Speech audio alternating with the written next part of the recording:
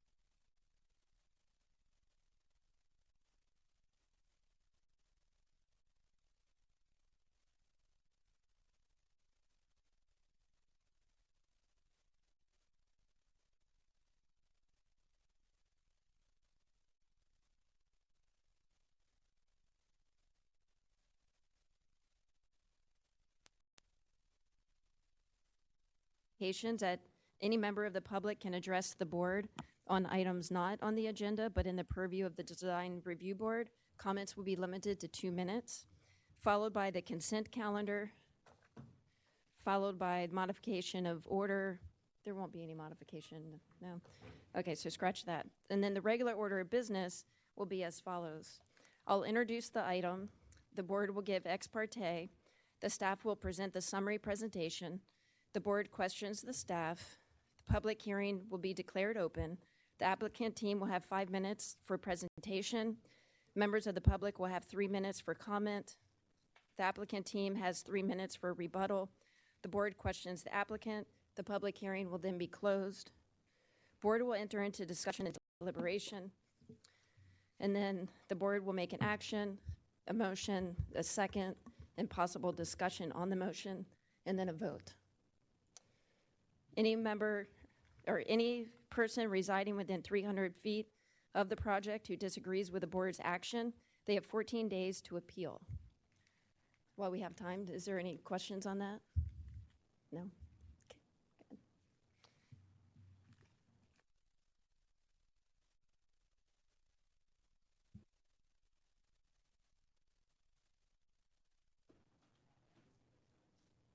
Okay, he's parking.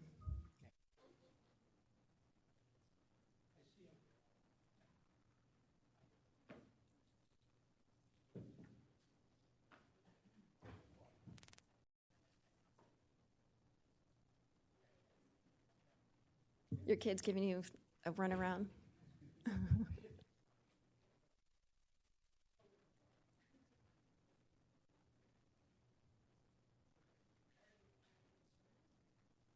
Okay, so you were right on time. You said 5 minutes late. You're 5 minutes late, right on dot. Okay, so welcome to the Design Review Board. Today's date is October 10th. It is now 5:05 p.m. Miss John, can you call the roll? Yeah. Board Member Coveney? Here. Board Member Gibbs? Here. Board Member Weil? Here. Chair Pro Tem Thalman? Here. And Chair Gannon? Here. Thank you. Great. And so now we'll say the Pledge of Allegiance. I like a fast tempo. I pledge allegiance to the flag of the United States of America and to the republic for which it stands, one nation, under God, indivisible, with liberty and justice for all. It's like the happy birthday song. Like, come on, add tempo. Not wasting around. So the consent calendar. We have minutes for approval, and then the next one is a request for continuance to October 24th. That is located at 1340 Moray Way. Is there any member of the pub? Yes? We do public comment. Oh, I always skip that because I went out of order. Okay, is there any member of the public that wishes to speak on items not on the agenda, but in the purview of DRB? No? You're all here for items? Perfect, that's what I thought. Okay, thank you. So back to the consent calendar. Do we have to open it up for the public for 1340 Moray Bay, Morea Bay, or Morea Way? I believe you can ask the public if any items would like to be pulled from the consent calendar. Okay. So we have 4.1 minutes for approval, and 4.2 is continuance request for the address located at 1340 Morea Way. Is there any members of the public who wishes to speak on either of those? No? Okay. Chair, I move that the board approve the consent calendar items 4.1 and 4.2. I'll second. Board Member Coveney? Yes. Board Member Gibbs? Yes. Board Member Weil? Yes. Chair Pro Tem Thalman? Yes. And Chair Gannon? Yes.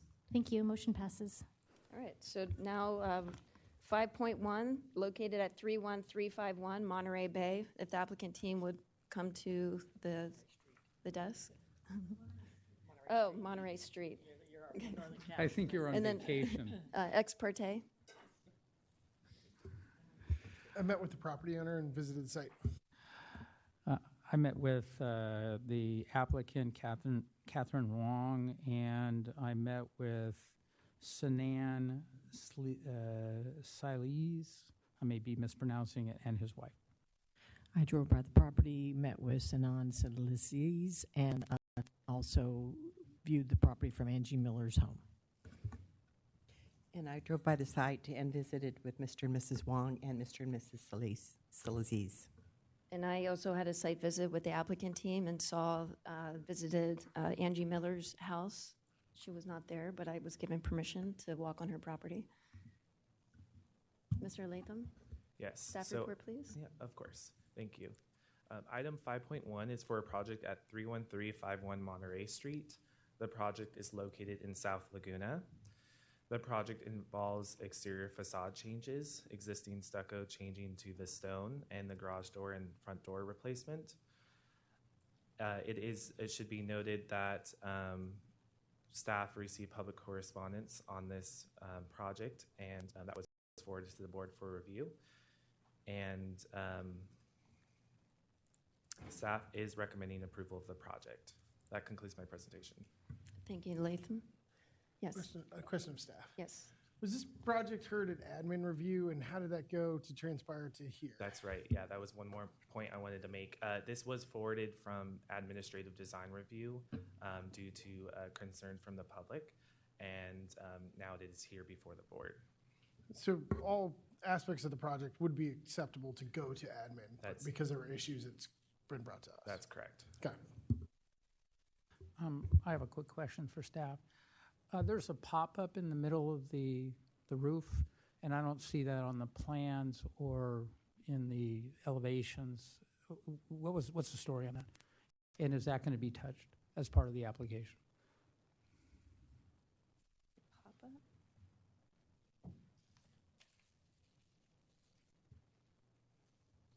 I think we have to ask the applicant that question. Okay. All right. So the public hearing is declared open. You have 5 minutes. Oh, push the button. As Daniel mentioned, we're seeking a facade change to our home, which would include stone for the front of the house, as well as a new garage door, a new front door, change in color on the trim, and the side and back of the house would be a different color as well.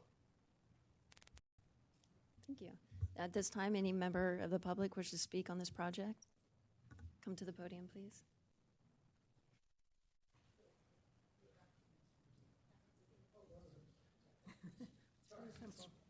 No problem. Good evening. Hi, my name is Sinan Silisis. I live right across the street from the Wangs, and I look right over their property out to ocean, and their roof is a visual blight. It has been, and it's gotten worse and worse. They've been doing patchwork repairs like white paint, bright white paint somewhere, and then there's these old school tilted solar panels, blocking my view and my neighbor's view because they're solar panels, okay? They're not touchable, but they need to do something about the roof because the proposed design is not a comprehensive, cohesive plan. It does not address the roof elements, especially the clear story. That's the term I just learned. It's the raised part of the roof with windows all around, and it's not included in the project, so I'm kind of curious. They're changing all the exterior, all the trim color, everything.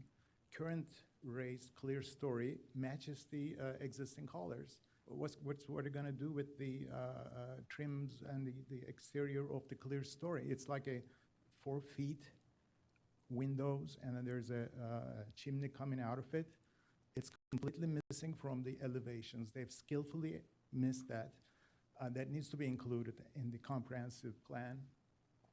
And the roof elements need to be addressed. I just noticed just a few days ago, before the design review, they pulled a permit for painting the roof in a gray color, I guess to kind of prevent these arguments that we put forward on the admin design review meeting. But that's not gonna help it. It needs to be addressed with the current project in front of you. It needs to include the roof elements. So that's one. The other thing is that they did some mosaic, bright color mosaic work in their driveway and the entryway. I don't know if it was permitted or not, but it doesn't match with the proposed exterior changes. So I represent 3 of the neighbors looking right over their property. Angie Miller, unfortunately, she can't be here. She's overseas. She sent an email, and Jim Danziger also sent his concerns. All the other feedback you received from the neighbors, they're far, far away. They're not even in our vicinity. It's, I don't know, they skillfully got those, solicited those approvals. But as us, their immediate neighbors, we have grave concerns. In conclusion. In conclusion, thank you, the board, and hopefully they can make those improvements and come up with a better plan. Thank you. Thank you. Anyone else? No? All right, you have 3 minutes for a rebuttal. Number one, and as far as the roof is concerned, there's no white paint. What is on the roof is a silicone coating. It has been on the roof for 20 plus years. We did do some patchwork, but it is the same material that is on the roof for the past 20 years. It is not a different material. It is the same exact material, the same exact color. It looks different because it's faded over the 20 years. That's number one. Number two, as far as the, what's the other? The pop-up. The pop-up windows, the trim will be the same as the trim of the rest of the house. We probably will not stone the pop-up. It's not very high up. It's literally maybe 2 feet, but we'll paint it white, similar to what we'd like to paint the side and the rear of the house. As far as the mosaic, as far as the solar panels, again, they're 6 years old. They were permitted. They're not 20 years old as sign-in is saying.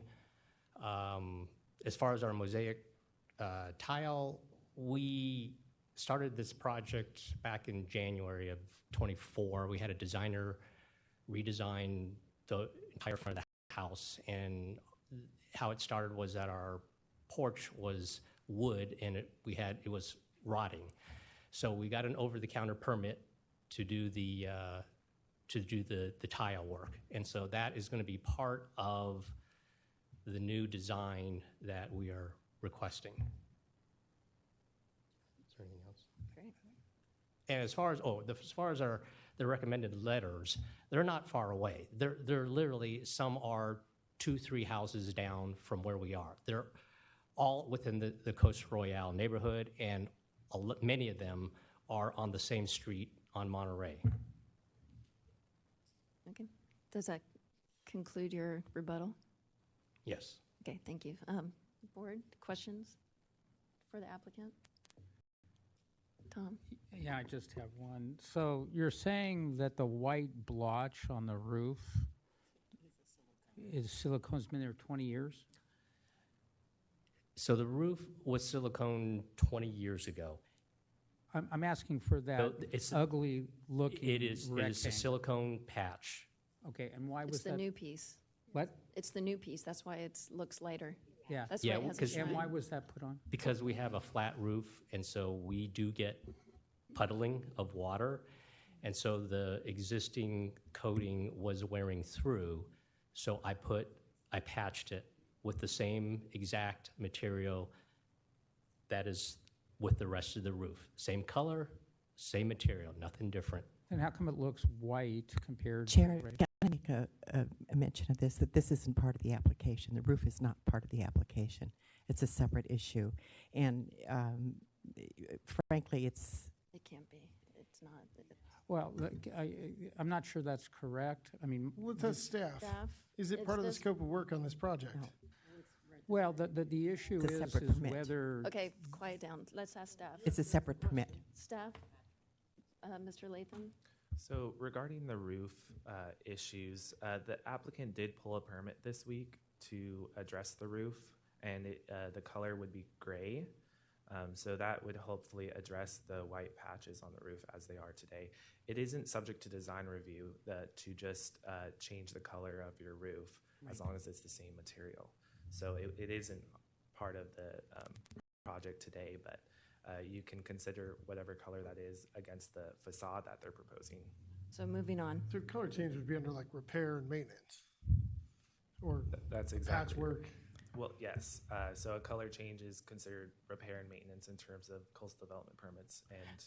So overall. Daniel, I have a quick question if I may. So if they're changing the facade and basically changing the look and feel of the home, wouldn't the roof and all elements of design be supported in that from a continuous kind of a cohesive perspective? Right. What I mentioned briefly was you could consider the color of the roof in relation to what facade they're proposing today. Right, I mean, we're looking at neighborhood compatibility and design of the house as presented to us, which includes the roof and the pop-up. That's how I look at it No, it unless, doesn't include the roof. well, I'm not It sure. does not include the roof. We can only talk about the color of the roof, and they've already got a separate application. This application, we're only focused on what's in front of us. The roof is not touchable. Well, I might beg to differ on that, but Okay. we can disagree. Okay, any more comments to the applicants? No? That's it? There's, just to be clear, there's no exterior expansions. It's just replace siding, repaint. Correct. Okay. And correct the facade, the street facade. Okay, comments? I can start. Is it ready to go? Yeah, you ready Okay. for Yeah, comments? let's zip it up. I'll start. The materials and how you're doing your facade seems fine. I agree that it suits, it's different than a lot of houses, but it's definitely in keeping with the compatibility of houses in the neighborhood. So I can't push back on that. I think that's fine. I think that when it comes to a view, I think it's, I mean, and this might be more of just an overall perspective of mine. You can take it or leave it. I kind of sometimes get a little cerebral here on stuff, but I think it's a great opportunity to work with your community if you can. If you were living behind and you were looking down, I think your I refer to it as a turret. I think your turret needs to support whatever they're seeing. It's sort of like having bed head. You know, it's like you're not seeing the back of your head, but everybody else is, and so you usually still brush it as a courtesy. So I know it's kind of weird, but it's just sort of like, I get where it's sort of like, that's not in our purview, but it certainly is for a couple of your neighbors, and it's not a big deal to kind of clean that up. Yeah, there's a lot of panels up there, but they're there. We can't say anything about it. It is what it is. As a courtesy, wrangle up some of those wires, do what you can to make it look as pretty as possible. I don't expect you to make it a roof garden, but if you could just, as an effort to your community, try to consider that. You're going to have a lot of rain and a lot of puddling, and I would consider, I don't know what your budget is, but if you have a little stoning or a little rock that kind of works with the cool rock that you're putting on the front, might be something to consider as a way to keep that under control. But your facade's fine. If you keep all your trims matching, your side paint, your back paint, all that has to be cohesive.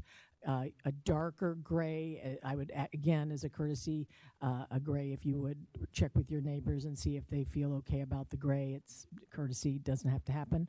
But I think a darker gray that sort of blends into the sky and the ocean kind of takes away the jolt. Obviously, we try to avoid patching and tarps and things like that and views of neighbors when we all have trouble with our roofs. But as far as your overall facade and things that are before the board, I think you are neighborhood compatible. I don't think it restricts the view. I think you did not change any of your mass, so you're fine there. But when you make changes like this, it's an opportunity to fix other things. That's one of the nice things about these upgrades, is we can expand into other things. So again, not to be redundant, but if you would, as a courtesy, consider those options for your roof. Thank you. Sure, I'll go next. I think this is neighborhood compatible. And again, as we mentioned, the roof is not part of the application. And the fact that you've already got a permit to address this thing, we shouldn't even be discussing it, in my opinion. I don't think you use design review as a code enforcement agency. I think we're here to address the issues that you put before the board. So what you put before the board, I can support totally. It's neighborhood compatible. I'm sorry you had to go through all this process. Thank you. Seems unnecessary. And I'll follow up on that. I concur with Christine Thalman and most of the comments provided by Mrs. Coveney. Miss or Mrs.? And it is complicated. So the solar panels we can't touch. It is what it is. That's going to be my next tattoo. It is what it is. I say it daily. The membrane that you guys are using, because I know that Mr. Gibbs is going to speak at some point, so let me tee up my comments for that. It's the membrane, when I'm used to it because a neighbor had put the same membrane on 20 years ago, or whenever the original membrane put on, the sun erodes the color. So when you did the patchwork with the same color, it's going to differentiate. It's going to look brighter because it's brand new. But, putting the gray on, I don't know if they have light gray or dark gray options. Definitely go with a darker gray. Is my recommendation, but that's not in our purview. So I can support this project, and I apologize again that you even had to come here. Thank you. Mr. Wild? Yeah, let me go. I'm going to give somewhat of a contrary view.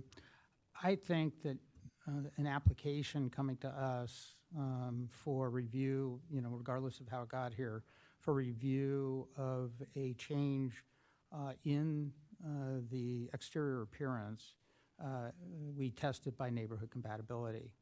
And I think it's certainly within our purview to look at the whole house. It would be like, let's say, you're filing an application to do half of one wall. I consider, the roof to be part of the house. And so when a project like this, I look at the whole project to see if it's neighborhood compatible. And the roof, and particularly the pop-up, which is not part of your plans. In fact, I don't even see the pop-up in your plans. All I see is a flat roof. It's unknown how you're going to do the pop-up. Now, you have a lot of neighbors up above who look down on your roof, and I know you don't see the roof. It appears that your project's probably going to be approved tonight. If it was up to me, I would request a continuance and to have you come back and address the roof and the pop-up so that it is attractive in the same way that the rest of your house is going to be for your uphill neighbors. I'm kind of a little disappointed that it was not included because it is not attractive. And they see it, every time they walk onto their balcony or look out their window. So I think it is within the scope, and I would want that the whole house, not just a portion of it, be neighborhood compatible. So I can't support the project and would request that it be continued and that you include the roof and the pop-up. I call that first world problems. Okay, who's final? Wait, hold on, I get to go. So keeping with the scope of work, like someone wants to come in and paint their house, like we did streamlining 3 or 4 years ago to make that a simpler process for homeowners to come in and get an over-the-counter and let staff determine that colors are within a reasonable palette range for the neighborhood to allow homeowners to do that without coming to the board, which if there's some consideration, that's why we have the admin process as well to make that quick as well. Obviously, we got some concerns, so we take a minute to look at it from the board's level. So I appreciate your patience for getting here. I think the changes you're making to the facade of your home will not only enhance the characteristics of the neighborhood, but it'll make your home much more inviting, much more curb appeal. It's a cleaner, more modern twist to what was kind of a mid-century modern home at the time with a flat roof. And frankly, it was a little ugly. So, I mean, you're cleaning it up. I understand the confusion. The structure is what it is. It's not changing. But I do like the color palette change and the quick cleanups. I think the light fixtures that aren't addressed that you might change over just to make sure that staff takes a good look at that and you submit night sky friendly light fixtures based on our neighborhood good lighting, good neighbor, good, what is that Good policy called? neighbor lighting ordinance. Yeah, that one. As far as the parapet, it's not in the drawings. I don't need it in the drawings. As long as the trim matches the windows, which is black, and you choose the darker of your 2 color palettes that you're choosing to paint that facade, if you choose paint instead of stone, I'm okay with that, and I can condition that tonight and make that go through. As far as the driveway repair that was a comment on, that's a repair, and that's a separate issue. We're not going there. Solar panels, that's a state mandate that someone can put solar panels on their roof. There's nothing our design review board can say about this home or any other home. That's just like what it is. So for me, this is a very simple, very good refresh for this neighborhood, and I applaud you guys for sticking through this to get this done. I'm supportive of it. Thank you. Chair, on that note, I'll make a motion for item number 5.1 at project location 31351 Monterey Street, that the board will adopt resolution 231374, approving design review for exterior modifications to the street facing facade and the existing single-family residence that results in a style change, including new paint color, materials, front door, garage door, and finding that said exemption to CEQA section 15301, with the following conditions: that the pop-up section of the roof is to be painted the darker color, gray, and then the trim is to match the trim, and the fascia boards are to match the same style as proposed in the lower section. When you say darker color gray, the gray is the roof. So we would paint that pop-up, the stucco would be the color that the back of the house and the side of the house Correct. will be. And then the wood trim will be the same trim as we're using below. Right. And again, I apologize, those weren't on the drawings. We were just told to do street level, and you don't see that from the streets. So based on your proposed materials, I'll clarify that part of the motion, that it's to be the paint as the antique paper, Yes. Thank you. and that the trim is to be the Dunn Edwards black. Correct. And I'll second. Is there a discussion? Would you like to, with that motion, can you support the project? You're looking to me? Yes. Yes, I would, I won't, Discussion. has it been seconded? Do you want me to second? No, she seconded. Okay, so with, there's a condition of with the approval. condition and with the permit that's been pulled to paint the roof, I think that the goals of the neighbor are accomplished and it comes within neighborhood compatibility, and I vote yes. Great. Well, Can I when go- Wendy calls you. Ms. Jung, can we get an official vote? Yes. You can't vote yet. Oh, I thought that. No, but there was just a discussion on the motion. Yeah, I'm good with it. Okay, thank you. Board Member Coveney? Yes. Board Member Gibbs? Yes. Board Member Weil? Yes. Chair Pro Tem Thalman? Yes. And Chair Gannon? Yes, Thank you. Motion passes unanimously. thank you. Thank you. Okay,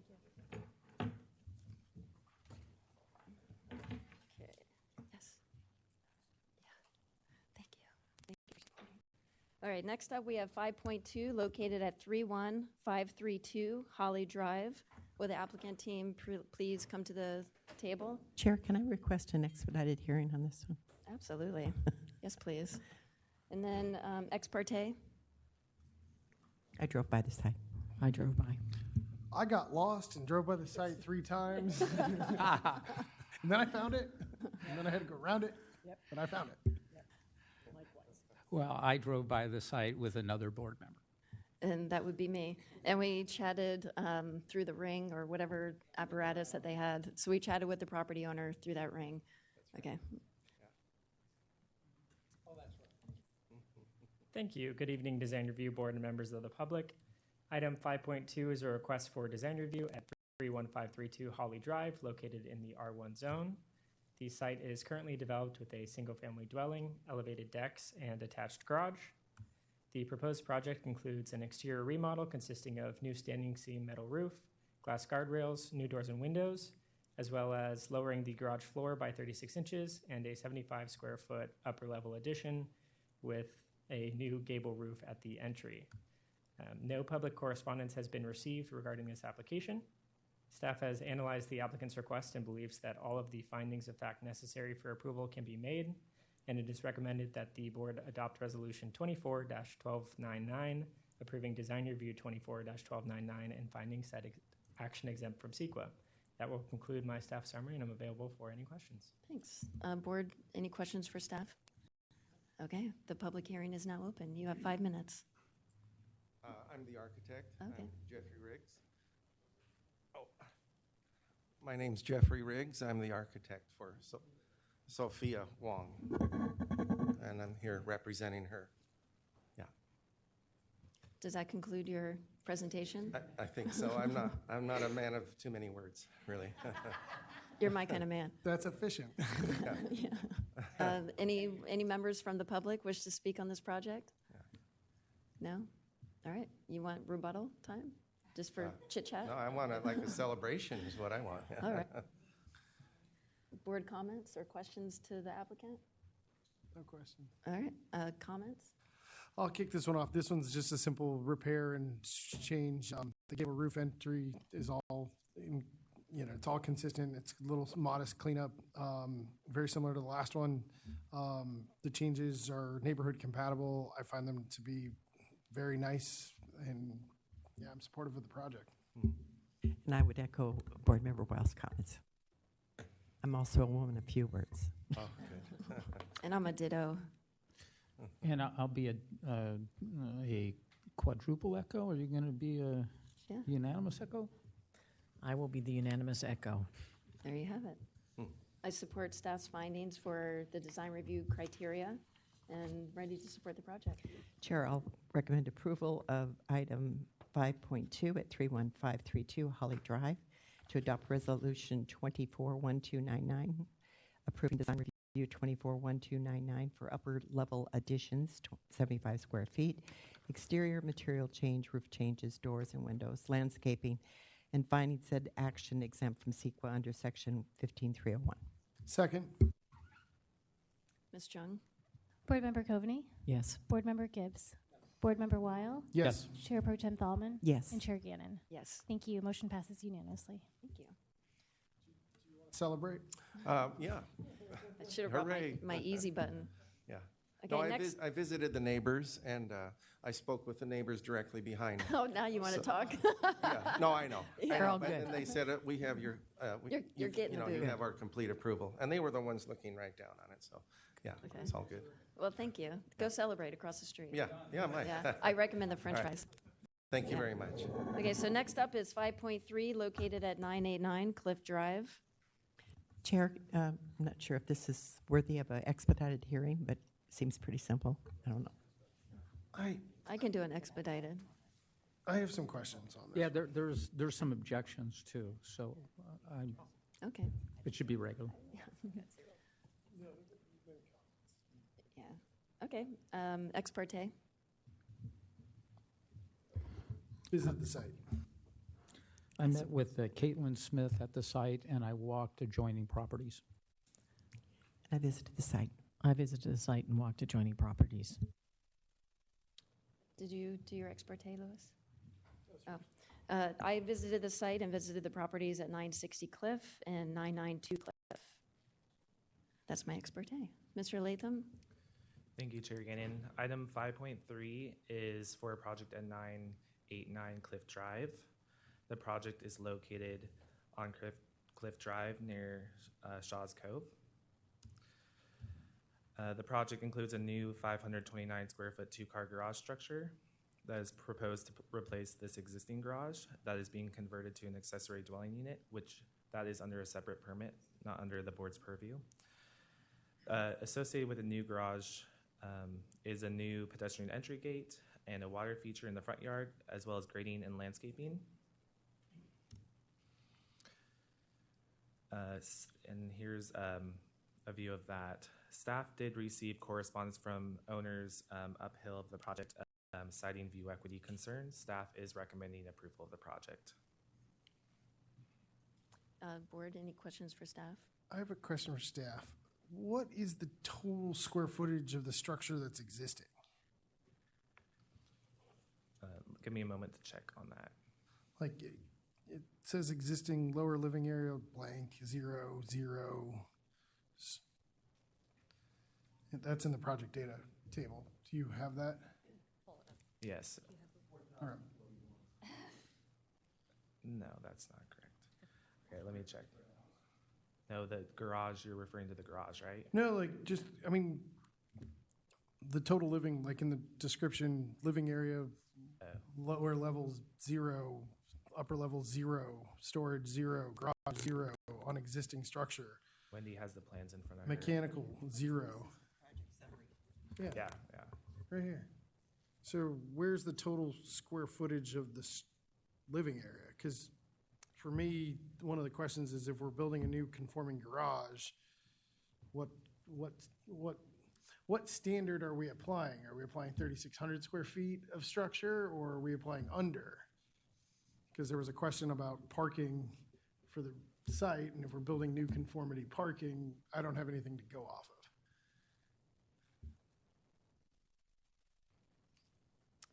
Well, from my understanding, the project was initially proposed with in combination with a new garage and an ADU.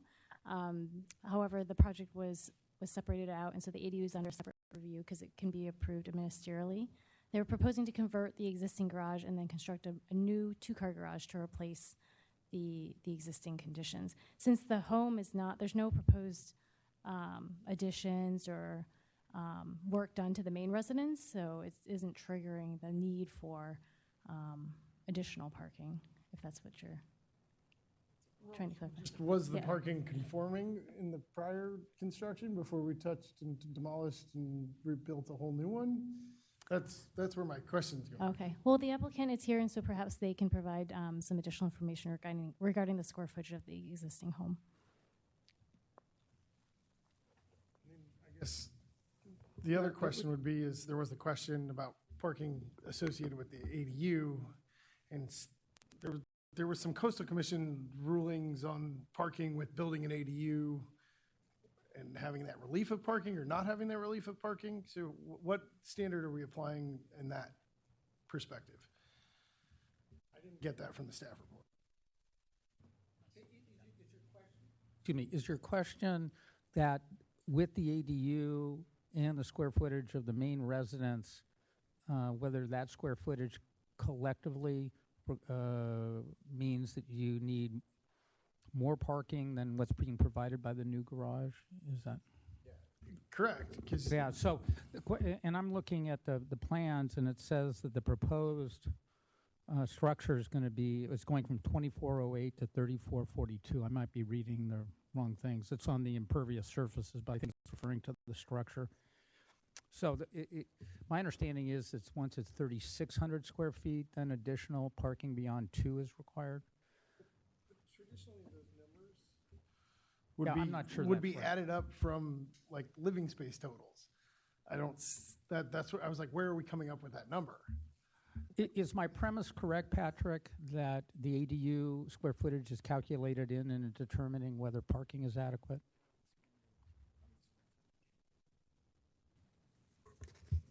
Well, so when you convert existing habitable space or a garage to an ADU, you do need to replace parking for the main residence.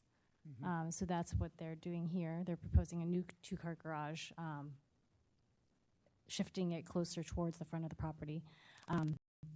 In some instances, if you're proposing an attached or detached ADU, there may be some exemptions for parking. Like, for example, if you're within a half-mile radius of a public transit. But This is a code issue. It's not really a DRB issue. Okay. Is the two-car garage, given the overall project in the house, comply with the parking requirements under the zoning ordinance? Yes. That's the question. And that's really a code issue, not a DRB issue. okay. Yeah, what other thresholds? When do you have to pump up from 2 to 3 or whatever? 3,600. 3,600? Oh, okay. So they're under 3,600. Oh, okay. Then. If it's truly 34, and I think it But is. based on the report, I don't. Well, I maybe don't the know. architect can enlighten us. Well, they can, but we can table the questioning, maybe we can be. Yeah, let's come back to I it. can look on title. I mean, I do think it's within our purview to make sure that that code issue has been resolved, but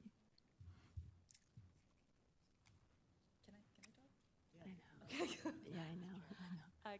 Yeah. Caitlin Smith here, representing the project. Oh, wait, hold on. Okay, sorry. We're going out of order. Okay. So you have 5 minutes to present your proposal. Yeah, okay, go ahead. Thank you.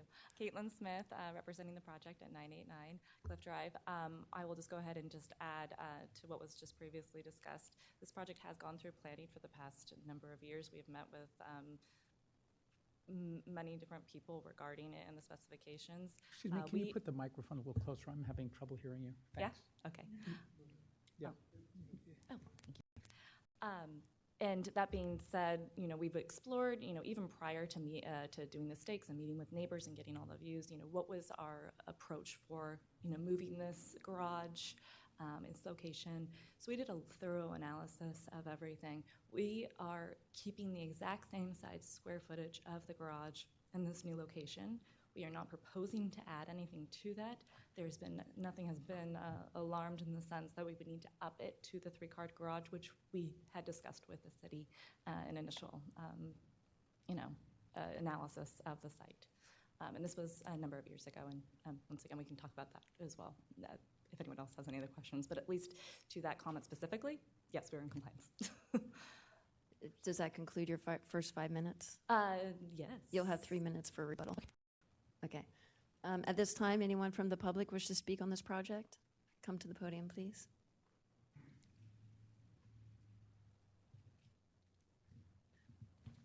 What, I get 3 minutes or something? Is that You get 3 minutes, yeah. So when the first buzzer goes off, the yellow one, that gives you 30 seconds. what, 30 seconds before? So there's going to be a green button, which indicates 3 minutes, and then you'll hear a buzzer when you have 30 seconds left. And we started on my, It'll be My the command. little dots. You're green. You're on. Your time is set. Go ahead. I'm at 960 Cliff Drive. We've owned the house now for about 56 years. The project across the street is problematic from a number of arenas. It does block our views. In addition, I think it's unnecessary from the standpoint of the existing garage works fine. The current square footage of the house that you are asking for is 4,441 square feet. It has 4 to 5 bedrooms. It has 6 bathrooms. The current surface parking is for 6 cars. In terms of ADU law, I don't know exactly what is applied in Laguna Beach, but I've had experience with it in Tahoe, and typically when you put an ADU in, you have to provide some surface parking, but it does not have to be enclosed. It's much more lenient in terms of what you're providing. This garage is blocking my view. It's catastrophic to the neighbor at 992. It's blocking the views of the people on Fairview to a significant extent as well. And it's completely unnecessary, I think, and quite frankly, it hurts the value of the house. The surface parking in that area is so in demand. To have a 2-car garage and have 6 surface parkings and 4 to 5 bedrooms and 6 bathrooms, I think you're pretty good at that point. And it seems entirely unfair to block the neighbors and deal with that from that standpoint. In addition, my wife wrote a letter, and she mentioned moving the garage back. But the plans that we received from the architect on August 28th were not the plans that were submitted to the city in January. And September 28th is the first we have heard of this. So we have not had any time to deal with or assess it for that much. I've been traveling and things of that nature. But I don't know why it hasn't been a little more transparent, because it's in everyone's best interest to get the best possible, thing done in the area. We are long-term there. This house will go to my children and grandchildren. And we've always been good citizens in Laguna Beach, and we'd like, continue on that basis. So that's it. Thank you. Thank you. Anyone else? I see a hand raised. Yeah, come to the podium. Welcome. Hi, thanks for the opportunity to speak. I'm Alice White. I live at 162 Fairview, and I own 160 and 162. It's a duplex. Longtime Laguna Beach resident. First time I've showed up here because I'm so passionate about our views. The reason we all live in Laguna is because of the view, and this project is going to obliterate completely a view for one of my neighbors. It's going to impact another significantly, and I can see it from my deck. Does it block my total ocean view? No, I'm not going to be dramatic about that, but I can see the poles, and I can't see the top of the existing garage right now. So I'm taking a stand because I think it's critical that if this happens, it's a slippery slope. What's next? Who will build in front of me? So I'm here in solidarity with my neighbors, and also because I don't like looking at poles, and I don't want to look at the back of somebody else's garage. Talk about bedhead. Here it is. All right.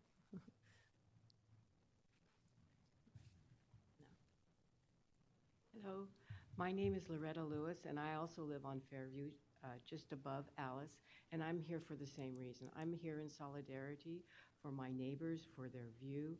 I had a similar situation on Wave Street. Todd Skidarian was the architect, and I called him and told him that the peaks would be blocking my mountain view, and he and the owner worked together to keep my view.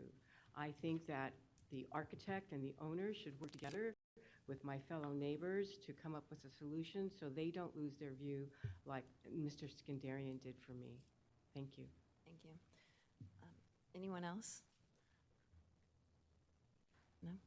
All right, 3 minutes to rebuttal. Okay. So this project has started a number of years back. It was first staked after we have gone through the city working with what was allowed, what we could do, in May 2021. We met with the neighbors at that point with a neighborhood meeting. We took their considerations. We went back, we restaked it in September 2021. So we had a number of months to kind of work through things, try and figure out how we could make this work for the client. He's Both the clients have been very understanding. They don't want to try and cause this. They're just trying to make the best use of the site. We took additional feedback from that staking, restaked in October of 2021. That last staking, we were hoping kind of during that time frame that we would be coming here. There was some delays with everything. We ended up taking that down. Clients wanted to think things through, make sure this is exactly what they wanted. So hence why we are now went through the plans with the city. Separated some items with the plans. Those plans are the same with the height. Nothing has changed on the overall massing per se. We are not proposing to go out of the design. We had lowered the house about 2 feet from what was previous. We worked with the city in getting the lowest drainage, the driveway slope, so we can't go any lower on that point. And we are not proposing to increase the height of the garage. It's the exact same proportions of the existing one. On top of that, we were able to, making sure that it complied with the historical analysis of the site, reduce the overall pitch from a 4 and 12 to a 3 and 12. So that allowed additional height removal. We are not proposing to max out, the box next door of our neighboring property is completely square. We are 2 feet lower than that property next door. At this point, we feel as though we can't give anything else to accommodate what the owners are trying to do. Ultimately, the site of the existing driveway is not in conformance with city regulations. It's extremely steep. The clients have young kids. They also have elderly, which they're trying to work with their family with. They can't access their cars when it's at that steep of a driveway approach. So we are still having it at a steep pitch. We're at the max the city will allow us. And thank you. And so ultimately, they will still be providing, there's still 20 feet from the street front. Also, the trolley stop is right next door to it, so ease of access and understanding visibility. Pedestrians that are getting off that trolley, whether they're going down to Shaw's, whether they're walking to their cars down the street, the owner is just trying to be, helping not just them, but also the community and make sure that everyone's safe in the surrounding area. So I hope you guys... In conclusion? Yes. Okay, conclusion. you can wrap it. Yeah. Okay, so that you're finished with your comments? Yes. Okay. Before we close the public hearing, did you have a question for Caitlin one of the answered a bunch of neighbors? them, but just the driveway itself, is that width staying the same width of the existing? You're not expanding and taking up street park? Okay, thank you. Did you have a question for one of the neighbors? Okay. Any other questions for the applicant? Yes. I have one. Sorry. If the house is 4,000 square feet, does the parking comply with code?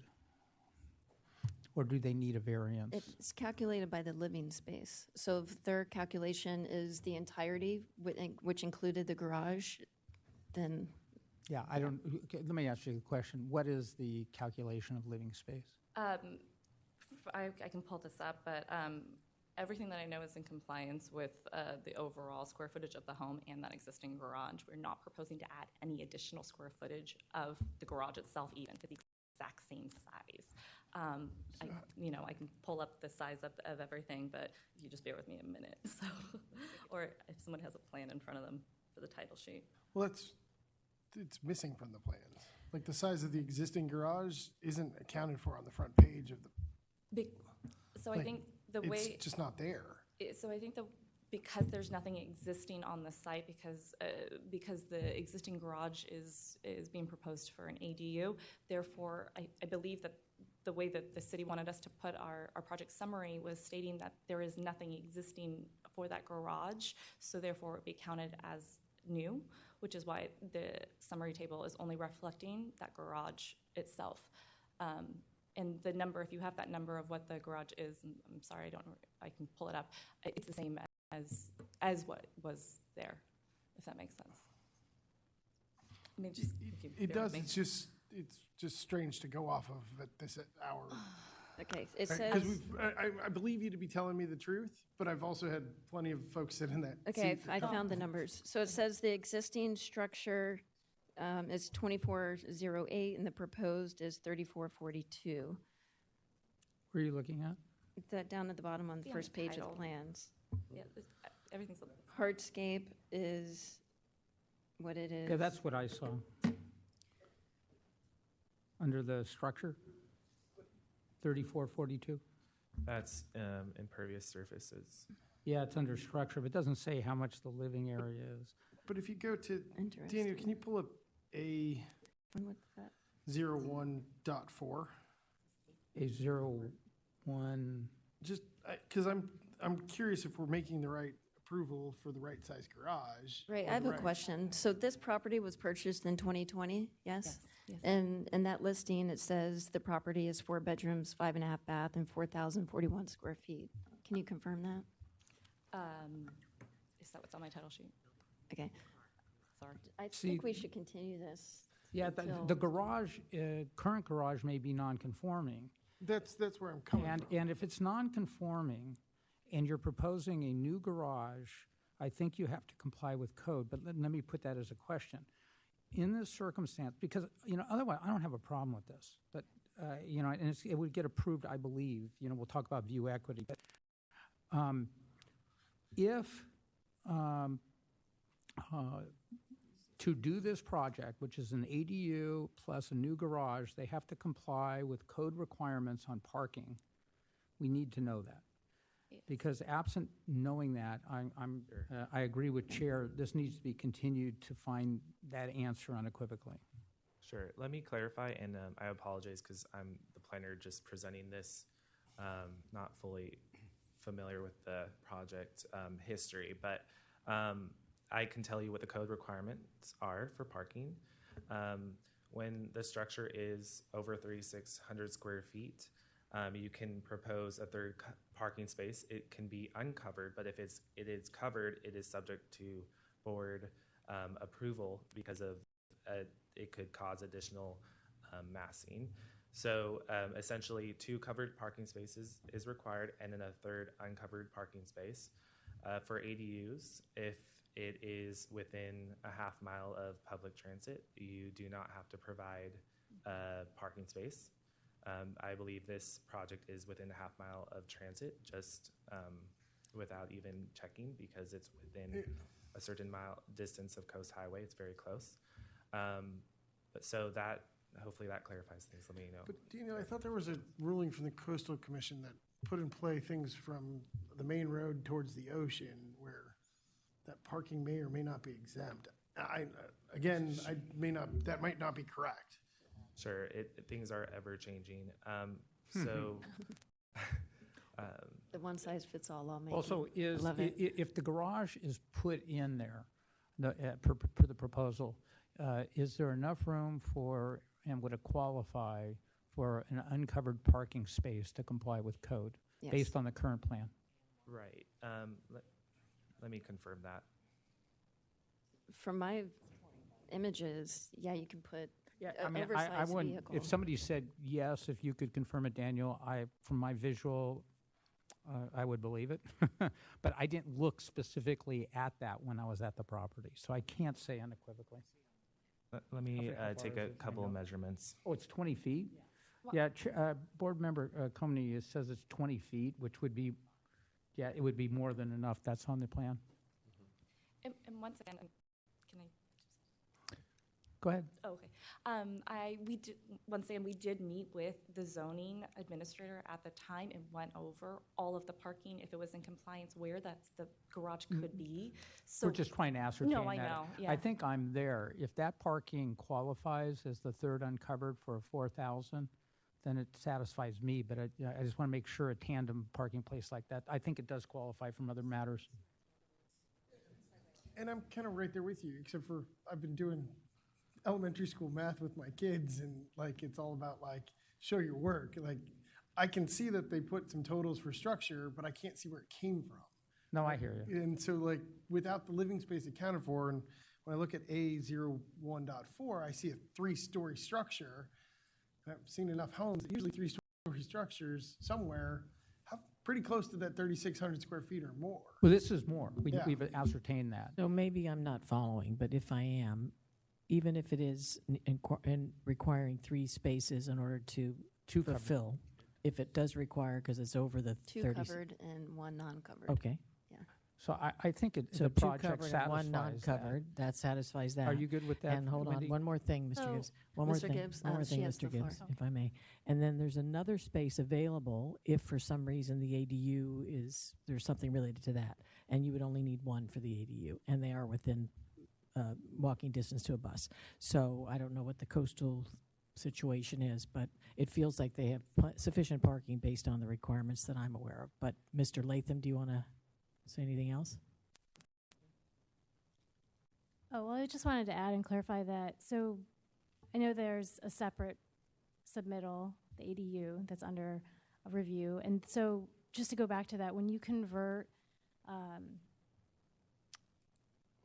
your garage to an ADU and you are essentially taking away the parking for the primary residence, you do need to replace it.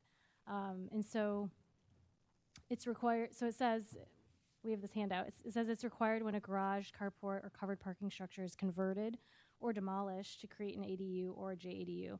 The replacement parking can be uncovered, tandem, and located within the front or side yard setback.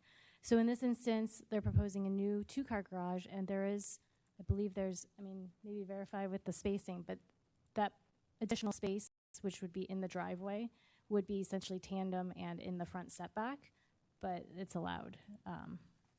That satisfies me. To that same question, like it goes into the excess play of like design review guideline that to one of the neighbors' comments, there were 6 spaces on uncovered available. And now we're going down to like 2 uncovered. Should there be a third based on size somewhere else? Yeah, I don't think that's required by code. I think where I'm stuck at is I just need the details cleaned up from a review Just so I'm standpoint, clear. so it's clear, because otherwise we're, What details do you want? the existing structure and the new garage is in conformity, like the size of the existing structure, whether it's 3,600 square feet or under, and what we're analyzing for parking.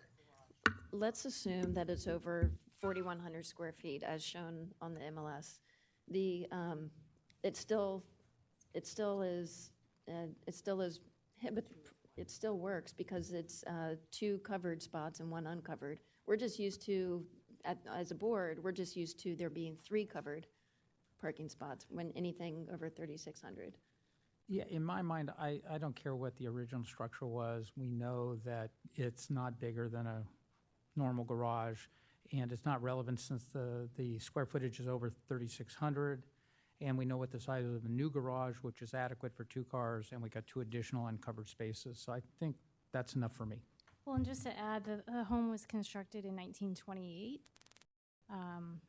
And so prior discretionary approvals, they had some additional approvals in like 82, 2008, but those were for like minor things for like retaining walls. There isn't a major remodel happening. There isn't, demolishing and building a new home. So I think that would explain the fact that the parking, they're replacing the 2-car garage with a 2-car garage, keeping it status quo. And then the ADU, with the conversion of it, with the allowance of being able to put replacement parking on the site, it does allow for the ability to do tandem as well as parking in the front or side setback. Does that conclude our questions? Oh, sorry. One quick question. As far as the, I just had a brain fog. God, I was thinking about, there it is. The plate heights of the garage, it looks very tall. Because it's on a hill. Is that why, because of the access? Okay, so you don't want your roof of your car to hit I understand. And it's also the same height as what was existing too. It's just higher up on the hill. All right. That concludes. We are officially closed with the public hearing. Board comments? Mr. Gibbs, you look like you're biting at the bit. Sure, I'll start. Yeah, I think this is a very modest project, and as far as mass scale, design articulation, neighborhood compatibility, I find it meets all those criteria. If you look at the 2 houses to the left, actually their garages come further out. The fact that you're going to still have space. When you lifted up the pole there, I saw that it's further reset. So it actually has more articulation, including you have hedges, the garage. I know that really well. I walk that all the time. I live in North Laguna. There's so many garages along Cliff that have, triple garages and minimal landscaping. And the fact that you're next to Shaw's Cove and you're not putting the garage, you're not asking for 3 cars, and you're keeping the Shaw's Cove spacing and the stairway separate from the house is, to my mind, a very positive, and you should be applauded for it. With respect to view equity, unfortunately, the Abels or John Hunter and Abel at 960 and Lisa Fryman and Leslie Fielder at 992 couldn't meet with me when we were there, but I did walk over to their houses and got to the eye level that would be most impactful. And I'm sorry, I didn't see a view equity issue. It's so nominal, and really it's below, really below their primary views, that I don't see a view equity issue. And in fact, as I said, their garage is more modest than any other garage, really, particularly the 3 houses down the south way on Cliff, that I find view equity has been achieved with the project. With respect to lighting, which was raised in the staff report, I'm going to, there's other board members, including our chair and Mr. Weil, who know a lot more about lighting than I do. But I looked at the lighting when I was at the project, where it's going, which is basically going along the pathway, which is not seen from the street. I mean, it's really between the house and the barrier, the hedge, if you will, beautiful hedge, nice and tall, that protects the house from the stairway that goes to Shaw's. And it's spread out to go along the pathway, so I don't find the lighting excessive. I find it fully appropriate. However, I'm very interested to hear a differing view from my other board members on that. That's all I got. Okay, I'll go. I will concur with Mr. Gibbs. I'm sorry, I really did not see any view equity issue. I stood up on a brick wall precariously to try to get as high to get your upper level. I stood at the doorway to, I think it's Mr. Abel's house. Just tried to see something and just could not get it. Between all the foliage, the big trees and all the beautifulness there, I really didn't see it. So as far as mass and scale, I think that that's minimal. I feel like you give us a nice lead in with a nice big driveway, so it really relieves that. I love that you're not making that wider and trying to eat up street parking space. That's awesome. Lighting, I think, to concur with Mr. Gibbs, I agree 100% there. That looks great. Your up lighting and your path lighting. Yeah, didn't really see any view equity issue, which is really my big thing, and I'm really a stickler for that, and I really didn't see it, so I'm able to get behind this project. And I guess I can go. We'll go in line. I can echo what previous board members had spoken of. I'm just now looking at the lighting, and it looks adequate. It looks minimal, and I can support the lighting as proposed. Yeah, same with me. The view blockage, it's minimal. I have pictures that I was just looking at that, for the one address, 960 Cliff. It's covering landscape, greenery. There's no ocean impact. And then 992, same thing. I went to that property. I visited Brian, who's renting the house there. And I remember looking at this project, and I wasn't appalled by it then. So I can support the project. I don't believe that there's any impact to the neighborhood. In fact, it's going to be an improvement to the neighborhood. So I can support this project.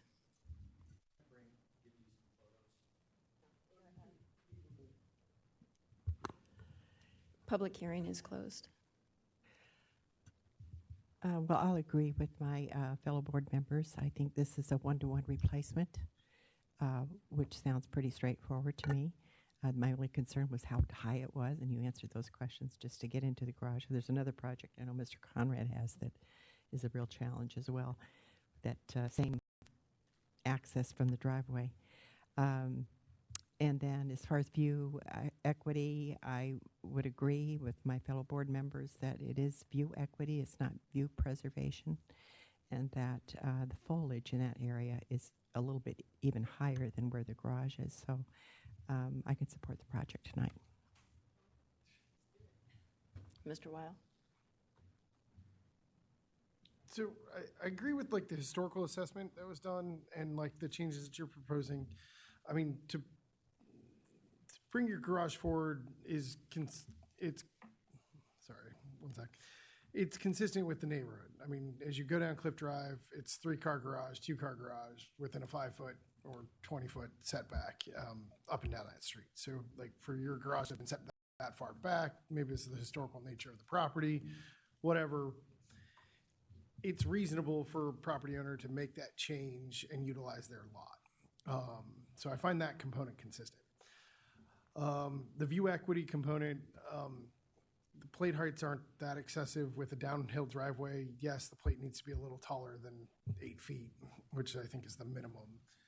So those are reasonable components, and the view equity would be shared because a property of this size would be entitled to a garage, and this is the appropriate location for it.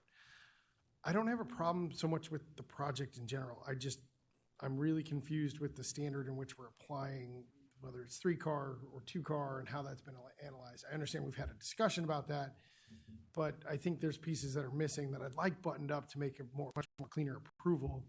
Because if there is another parking spot that should be accounted for on this site, that should be accommodated for the property owner, because this is a heavily congested area for street parking and those kind of things. And so for me, the analysis would, if it is over 3,600, I'd be looking for that third uncovered parking spot to be in addition to what's already proposed. So that's where I'm stuck on. There's a third uncovered parking No, I know it's in the tandem nature, but the tandem No, it's nature. not tandem, it's side by side. Well, there's 2 in the driveway under the new Yeah, proposal. so those are the third Right. and fourth parking spot. They have 4 Based parking on how spots. much was available on the site and to be maintained, I'd be looking for one more uncovered spot to be provided. So either on 4 the flag parking or something. spots, 2 covered, 2 uncovered is For me, to meet the sufficient? access requirement, that's what I'd be looking for if that analysis was done, and I'd know what we're talking about. But I don't, because I don't have a total of the existing structure. So you guys can do what you want, but that's where I'm challenged. I'm confident that the parking's adequate. If it's 2 covered and 1 uncovered for 4,100 square foot, I'm satisfied.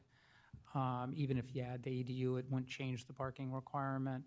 So I'm ready to make a motion, Chair, if you're ready. Before you do it, may I ask Wendy one question real quick? I'm sorry, just to, because it seems to be contentious. And by the way, the ADU is not to be added Yeah. based upon what I've heard. So Wendy, again, I'm new at all this, so I'm trying to understand the process. But when the architect and applicant bring their project to zoning and planning, it's at that point that they determine, based on the square footage of the home, what's required for the parking, correct? Yeah, well, so the parking requirements for a single-family dwelling is 2 covered. I understand what it is. I'm just saying it happens at zoning. So it's During a zoning plan process. check. Mhm. There's a process. Yeah. The process is you bring your plans, zoning looks at it, determines if you fulfill the requirements of that home regarding parking. Mhm. Specifically to this project, based on its 4,000 plus square feet, it's required to have 2 covered spaces and 1 additional space, correct? And that's all that's required, whether there were 8 driveway parking spaces before or 2. All that's required is 2 covered and 1 Yes. uncovered. Yes. Okay, just making sure I'm not hearing something. No, and making up this rules. application has 2 covered and 2 And uncovered. 2 uncovered, right. Okay, just Mr. making sure. Gibbs, please make a motion. All right. Chair, I move that the board adopt Resolution 24-0076, approving design review 24-0076 and coastal development permit 24-0077 for a new 2-car garage, landscaping, grading, water feature, and pedestrian entry feature in the front yard, and finding said action exempt from CEQA under 15303 of the state guidelines. I second that. Board Member Coveney? Yes. Board Member Gibbs? Yes. Board Member Weil? No, and after the vote, I'll clarify why. Chair Pro Tem Thalman Yes. and Chair Gannon. Yes. Motion passes 4-1. Thank No- you. And mine was no, because of the coastal development permit with regards to the proposed development will not adversely affect the recreational or visitor serving facilities or coastal scenic resources. Because of the parking reduction on the site, it potentially puts a burden in the public space for more public parking, and that's my reason. I don't agree with it, but okay. We can agree to disagree. All righty. Thank you.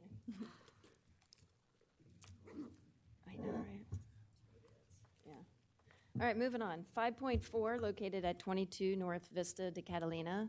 Jim Conrad, come to the podium. While he's on his way, ex parte. I spoke with Jim Conrad and reviewed the plans. I spoke to Mr. Conrad, and then I spoke to neighbors who showed me the McGuire's home at 23 North Stonington Road, and I realized that I didn't get the names of the neighbors I spoke to. I spoke to the lady down the street, I think at 21 North Stoning Road, and I spoke to the neighbors across the street.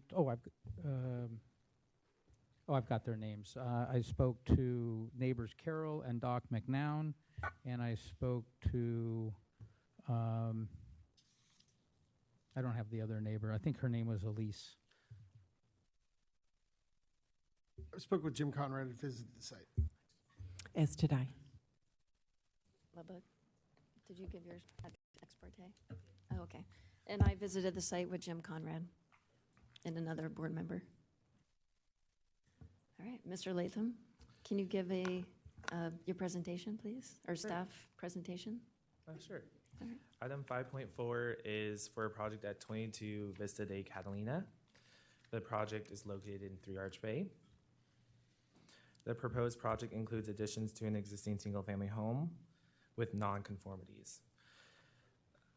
The proposed project involves additions to living area, deck area, changing roof lines, adding a new standing seam metal roof in place of the existing roof, a new cement board and batten siding, faux brick painted white, and cement horizontal siding, a reduction of the deck area on the upper floor and new glass railings, window replacements and modifications, and a new pool and spa, as well as a catch basin.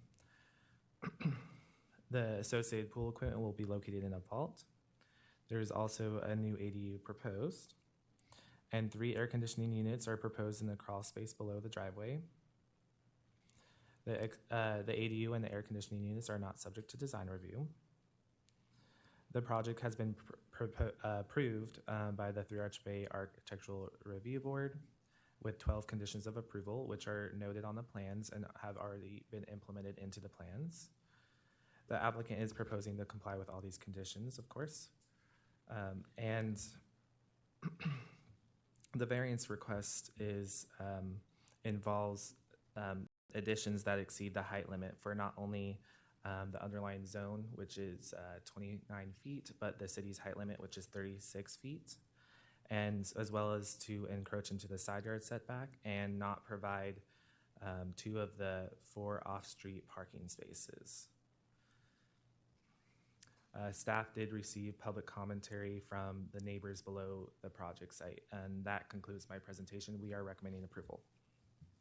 Great. Any questions for staff? I have a question. The variance, the building it's already in existent, right? Existing? Right, there are existing nonconformities. Okay. Yeah. So nothing related to the new build or the additions is creating this variance?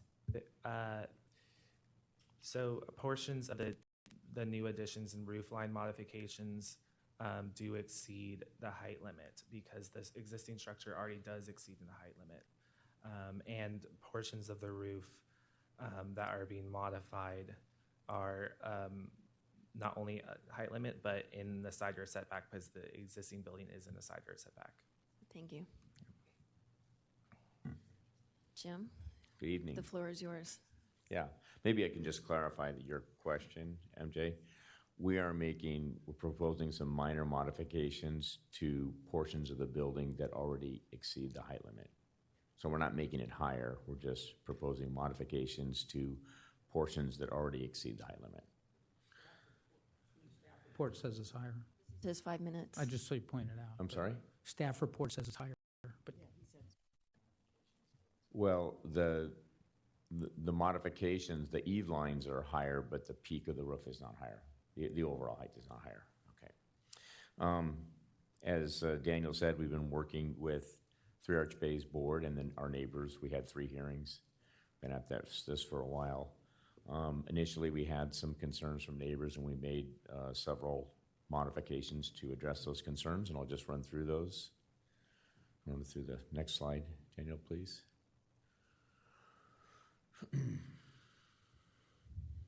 Oh, there we go. So the site drains from Catalina down to the back and through the neighbors' properties and then onto Stonington. And that's been the historical drainage pattern, and the neighbors were very concerned about that. They asked us if we could install a catch basin and pump the water back up to Vista de Catalina, because during heavy rains, Stonington has some flooding, and they don't want any addition. They'd like less water rather than potentially more water, so we agreed to do that, install the catch basin and pump it to Vista de Catalina. Next slide, please. We had the 2 neighbors below, the one neighbor that wrote the letter that came in yesterday, and then the neighbor to the south of that. They were concerned about looking up at the property, and it's a big structure looking up at it. And so we proposed to put in some hedging to sort of obscure the home and sort of provide more privacy and sort of address the mass of the house. Next slide. This is a view from the neighboring property to the south of the one that wrote the letter. And this is showing a line where we're proposing to put the hedge that we agreed upon that height with the neighbors. Next slide. And then this is a picture from the neighbor directly below that wrote the letter. We had proposed, we put 3 strings, one at 10 feet, one at 12.5, and one at 15, and they chose 10 feet. That's how high they wanted the hedge. Next slide. This is a picture from their back patio looking up at the house. We found that by putting some wood underneath the decks rather than have everything be white, it sort of broke up the mass of the building, and the hedge helps obscure the mass of the building as well. Next slide. And this is the view from the neighbor below to the south. You can see the string lines for the hedge, and then next slide.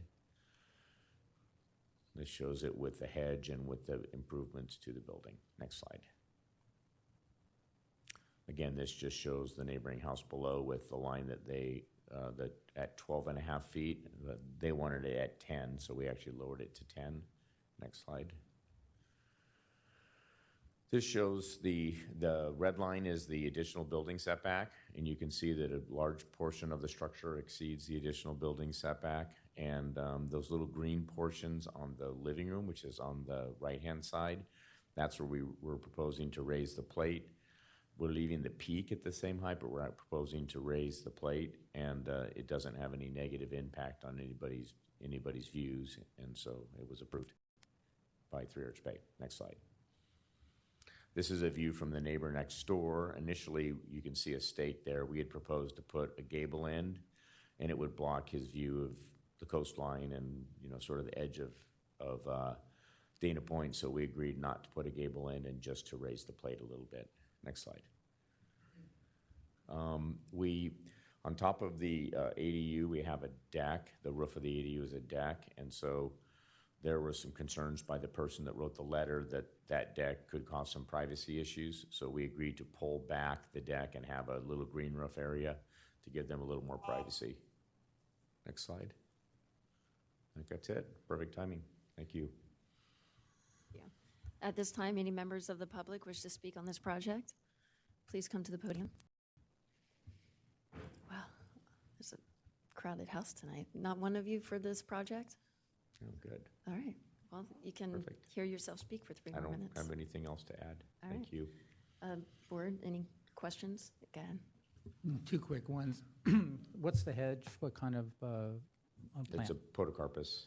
In the plans I saw, citrus, that's been changed to podocarpus? It's podocarpus. Okay. Secondly, what's the minimum height of the hedge? So the maximum's 10 feet, is it minimum 10 feet as well? No, it's planted height, maximum. We So plant you're it going to at that height. maintain it at 10 feet? We're going to plant it at that height. Okay. I'm done. Okay, I just had a quick question to clarify for a couple of the people that had the late commentaries coming in. One was she mentioned, I think it was Elise McKechnie. She mentioned there were 3 variances that were a surprise to her. So I just want to make sure we address those 3 and clearly so she understands that we've potentially met the requirement. So there are actually 4 different code sections they're requesting a variance from. One includes the underlying zone height limit. The city's height limit is the second one. All right. The third one is the additional building setback. And, 5. Oh, boy. Encroach into the side yard setback and the parking. So they're providing 2 covered spaces. In 3 Arch Bay, you need to provide 2 uncovered off-street parking spaces, which this driveway is too short to do so. So these are already existing nonconformities, correct? And so Exactly. these variances are just making it legal? These nonconformities? There are existing nonconformities, but the roof modifications do result in the variance request, because if they weren't modifying the roof in certain places, they wouldn't need to request the variance. But the highest pitch of the roof doesn't change? I know there is a certain height limit. I think it's the height from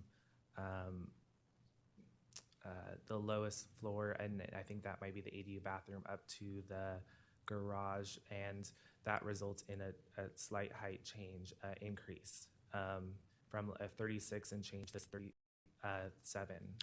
It's not at the top. In fact, you showed a plan that shows that it's actually further down the house, so it doesn't increase the overall mass of the house. Yeah, right. And it's only a foot. Right.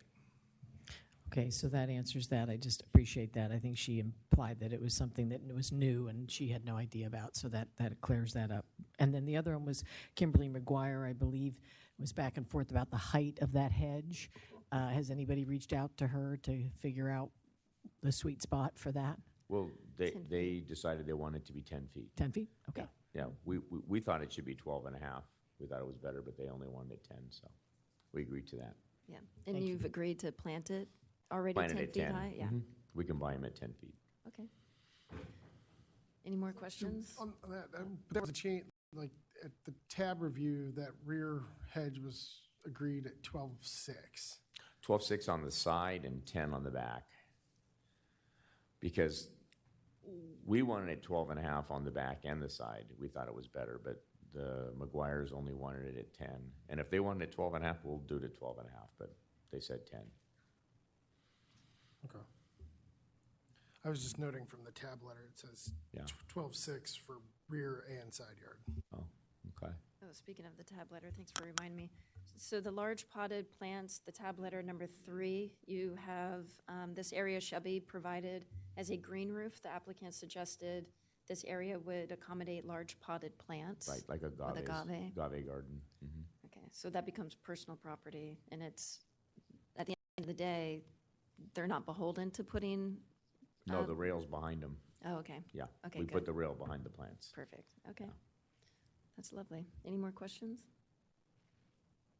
No? Okay, that ends the public hearing and board comments. No? Okay, I'll lead off on this one. You guys have already gone through the the design review of 3 Arch Bay, and they're much, I know how they work. We haven't had one of you guys come to us for a while, but I remember my first couple of years on the board. 3 Arch is strenuous to get through, and so if you have the support of 3 Arch, you basically have my support. And then I concur. I read their conditions of approval, and thank you for declaring or confirming that the railing is on the inside of the pots. That was my only concern. I can support this project. I support the variance findings. It's not, they're already in existing, the side yard setbacks, the roof height, the height limits. They're already existing. It's just because you guys are altering some portions of the roof, it's triggering these variances. So I can support this project and the variances, and I believe it's going to be most improvement to the neighborhood, and yeah, I can support the project. It's neighborhood compatible. It's more neighborhood compatible than what it already is. So, yeah. Who's next? I would agree. It is more. It definitely is in need of a remodel, and this is not a major remodel. It's a minor remodel, and the fact that I won't repeat what Jessica just mentioned. I agree that these are existing nonconformities, and that's pretty standard. And the most important thing is that it does meet the current design review guidelines, and so I can support the project tonight. And you want to go? Okay. I agree with my colleagues here. It looks like you reached all 12 points of what 3 Arch Bay wanted you to get. You addressed the concerns we had with the 2 community members that put in late correspondence. I mean, it is a large building, but it doesn't appear you're making it that much larger. You're making it much more beautiful, and you've taken every consideration to try to take down the mass and scale for the neighbors, so I can get behind the project tonight. I'm sorry, Louis, you go. I'll be very quick. I agree with my colleagues. It's a very tough house. I think you've done a really good job without tearing it down and starting from scratch. I want to express my appreciation. Jim, you've done this before, and I encourage you to do it in the future, working with neighbors. It was clearly, a privacy issue, and you went and you reduced the one deck that was of concern, and you, got an agreement for landscape, which provides, I think, the privacy, particularly the McGuires, which go. They really have a sunken backyard there. So with all that said, I support the project and I appreciate your approach and your efforts to resolve concerns of neighbors. Yeah, I think a lot of work was done, a lot of careful consideration. I really like that you are doing the underneath of the decking to give it a softer feel. I think that was a really intelligent, neighborly concern to really soften the house. It is a massive structure, and being able to use the architectural styles to really try to soften that is a really good solution for a project this size. As my colleague said, very design review compatible project. I'm fully supportive of it. I think the only condition change for me is that the rear hedge is at 10 feet versus the 12 that's in the resolutions. So with that condition, I'm fully supportive of the project.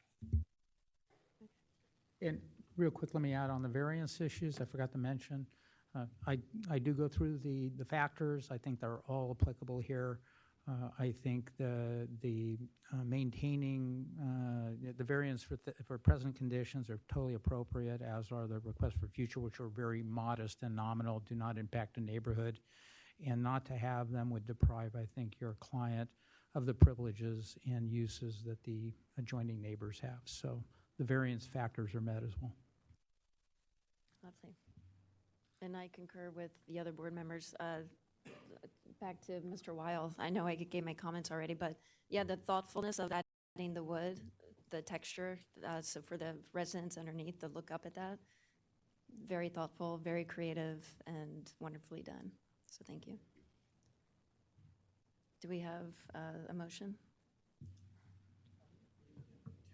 Okay, Chair, I move that the board adopt resolution 24-1768, approving design review 24-1768 and variance 24-1769 for modification of a prior approval, including additions greater than 15 feet in height, elevated decks, pools and spa, door and window changes, material changes, landscaping, grading, and variance requests to exceed the height limit encroach into the additional building setback, exceed the maximum building height, encroach into the side setback, to not provide 2 of the 4 required off-street parking spaces, and finding said action exempt from CEQA under 15301. With the condition of approval that the hedge be 10 feet. Yeah, with the condition of approval that the hedge in the back of the property be 10 feet rather than the 12 plus feet. I second. Board Member Coveney? Yes. Board Member Gibbs? Yes. Board Member Weil? Yes. Chair Pro Tem Thalman? Yes. And Chair Gannon? Yes. Thank you. Motion passes 5-0 for approval. Thank you. And now for the problem children. 5.5, located at 505 Bluemont Street. Applicant team, please come to the podium. And then board ex parte. Chair, I met with, or visited the site, met with Alice Coffey, Jane Marquez, and Simon. I forgot to write his last name.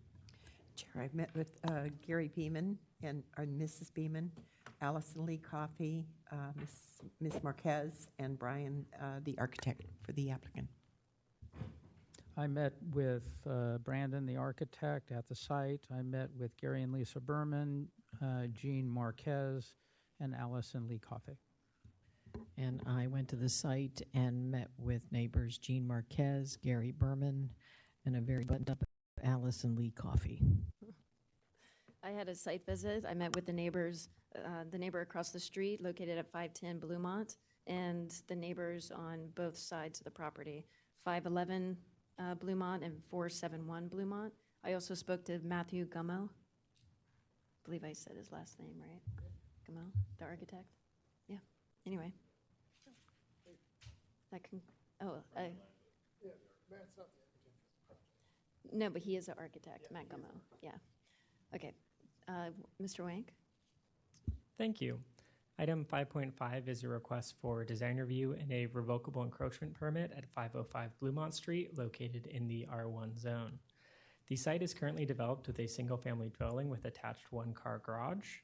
The proposed application is to demolish the existing single-family dwelling and replace it with a new 3,367 square foot single-family dwelling with a 498 square foot attached garage, 727 square feet of elevated decks, a swimming pool, spa, grading, and landscaping. A revocable encroachment permit is required for street improvements and decorative pavers within the public right-of-way. Staff has received correspondence from 5 nearby property owners with concerns related to privacy, neighborhood compatibility, and view equity. Staff recommends that the board adopt Resolution 24-1652, approving design review 24-1652, and revocable encroachment permit 24-1661, and finding said action exempt from CEQA. That will conclude my staff summary, and I'm available for any questions. Thank you. Any questions to staff by the board? No? All right, the public hearing is now officially open. You have 5 minutes. Hi, I'm Samantha, and my husband John is here. We're the property owners. I'm just going to take about a minute to introduce ourselves. We know that this is a very controversial project. We looked in Laguna Beach for over 5 years before we found a property to buy, and we're very excited to be members of the community. We bought in 22 and have been working on this project very closely with neighbors, as well as John Tilton, and he's been amazing to work with. We know that this is a tear down. The property that we bought was bought as is. It's hard for us to even stay there in the summers. We live in Palm Springs as well. I can't have my grandchildren at the little house. There was no intent for us to keep the house. So we're excited to be members of the community. We have made a lot of modifications with our architects, and we're excited to move forward with this project. Hello, thank you for your time tonight. My name is Brian Jowett, representing Brandon Architects. The client originally tasked us to design a new contemporary home within the zoning limits of the city, which we have submitted for your review. And in looking at the streetscape, there are a couple 2-story structures on the street, and we decided to use the existing ridgeline of the home as kind of the governing factor to not go above that. And so everything was designed basically below that height. This meant that going down into grade to get our 2 levels of structure, which meant excavation and more cost that the client took on and wanted to pursue. While looking at the total square footage of the house, it may seem larger than some of the neighboring properties, but at grade, the interior square footage is only 1,740 square feet plus the garage. And as the grade falls away, our daylit basement is 2,087 square feet. So we definitely try to minimize the on-grade footprint of the home. And because of this new structure, we are required to have a 2-car garage, which takes up about 2/3 of the lot's buildable width. And that the remaining frontage of the home is used for just basically the front door and a foyer space. So we're not trying to add any extra bedrooms or offices at that ground level. It's all pushed down to the subterranean level. And then as you can see from the plan, the entire ground level is just a garage and the support areas for the pantry, powder, and great room.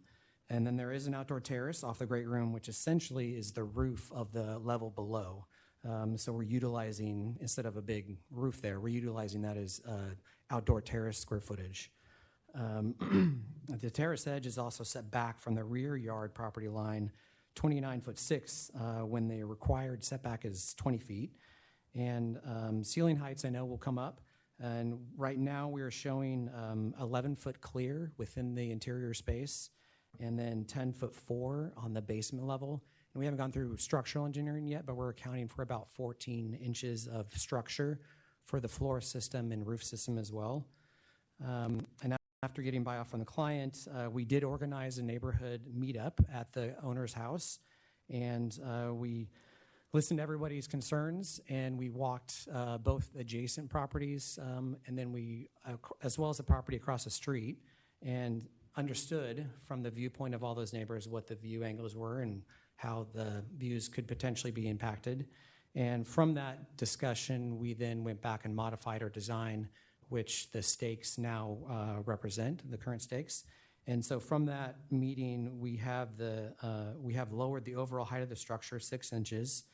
We reduced the overall width of the home by pulling it 6 inches off the side yard south setback. South side yard. And we also fully removed the chimney that extended above the roof line just because it's more of a direct vent fireplace and there's no need for a chimney extension. And then we also reduced the light well encroachment on the north side yard. We reduced the overall garage width.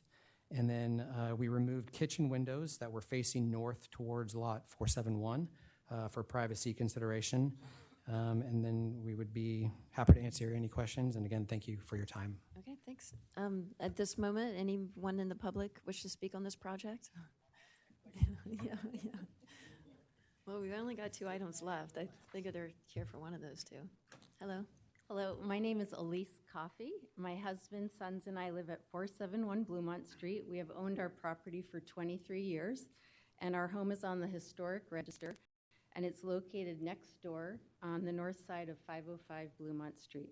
Thank you very much for visiting our property to see the impact of this project. We greatly appreciate that you took the time to view the story poles from our property and to listen to our concerns. The proposed home will have a significant negative impact on the enjoyment of and the value of our home.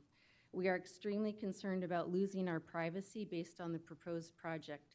The structure is located at the minimum setback next to our property, and it has large windows and an expansive deck that enables people to look into our cottage, our deck, and our yard. When the deck is in use, people will be able to look into our home. There is also a pool and spa located approximately 4 feet from our property, and pool equipment that's located 5 feet from our property next to our cottage. The proposed project has a deck overhang that blocks our horizon view towards the ocean from our family room and kitchen. We will also lose more than half of the light and sky view in our kitchen since the structure is so tall and it is located at the minimum side of the yard setback. We are also concerned that if this proposed plan is approved, we will lose a significant amount of our property. We have historical documents, including a 2001 topographic survey and a 1932 building permit, and the current existing occupation lines that are different from the property lines contained in the applicant's survey. The mass and scale is not compatible with the surrounding homes in our quaint village neighborhood. Their total program is approximately 4,600 square feet. There's only 21% of landscape open space, and the project requires 903 cubic yards of export. We are also concerned about the negative impact of this proposed project on our neighbors' views and on their privacy. Due to our concerns, we request that you consider several modifications, increase the side yard setbacks on the north and south side of the property, reduce the height of the structure, reduce the deck size, eliminate the deck overhang, and honor our property's current existing occupation lines. Thank you. Thank you. Anyone else? How many of there are you guys speaking? Okay, can you form a line or be a little more efficient? Hi, I'm Thank Jean you. Marquez. Thank you all for coming to my home to see the impact of this project. I greatly appreciate your time. My concerns with the property are privacy, view equity, and along with mass and scale. The over 700 square foot terrace is approximately 10 feet away from my living room picture window. It has a direct view into my main seating area, allowing me no privacy. The massive size of this project looms over my home and over the home of the Coffees at 471 Bluemont, leaving both of us with no privacy in our main living area. It greatly impacts the ocean views of both the Coffees and Gary and Lisa Berman at 510 Bluemont, and my canyon view will be replaced by their terrace. Overall, the size of the project doesn't suit our neighborhood. Thank you for your time and your consideration. Thank you.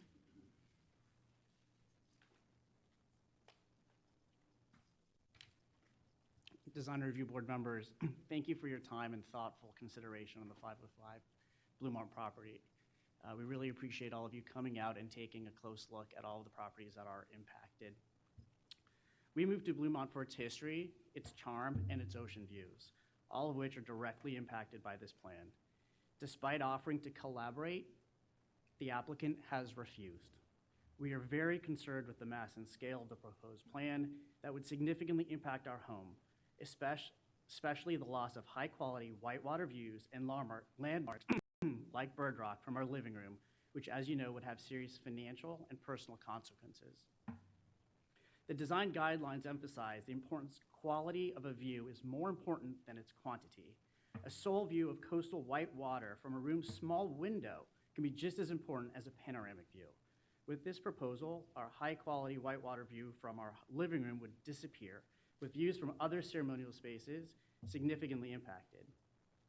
The guidelines also stress minimizing mass to preserve views and blending designs with the landscape. Specifically, if we look at 15.2 and 15.1, structures should avoid blocking their neighbors' primary views and minimize mass. If we look at 15.6, maintain corridors through side yards. If you look at 15.3 and 15.4, create low-profile homes and build along the topography to preserve views and maintain privacy. The plan clearly does not thoughtfully address these guidelines. Our ceremonial views are impacted and whitewater views lost. Side yard corridors on both sides are significantly reduced, impacting us as well as the public. The proposed structure goes up and out instead of down and built along the topography. Our desire would be for the applicant to reconsider their plan and take these items into consideration. By doing so, they will maintain and preserve the spirit of our community, design elements, and allow us and our neighbors to enjoy our homes. At the very least, the applicant can modify the following. Articulate the structure flush with the existing home to preserve side yard views and corridors. Pull in the top floor to match the current structure. If you want a flat roof, lower it to the height of the outermost roof line, closest to the ocean. And if additional space is needed, look at the guidelines above, build down with the topography instead of building up. It's clear that this plan needs balance, and we are open to compromise. We want to find a solution that works for everyone. Lastly, we ask the DRB to also take a very close look at the lighting and landscaping plans, as we're concerned with some of the hedges and trees that are being built there. Thank you very much for your consideration. Thank you. Next person.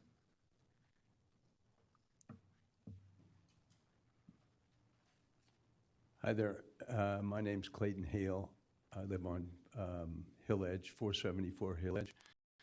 And my first impression as I looked at the staking from in between the two properties, the neighboring properties, that the applicant property is both intrusive and imposing. I mean, the very first thing I thought when I walked up to it, probably more important to me as a neighbor, is remarkably different than the rest of the properties on the block. I mean, it stands out as extremely different. So I don't know how you consider neighborhood character as part of the application, but it's important to me because I drive by there every day. So anyway, thanks for your time. Thank you. Anyone else?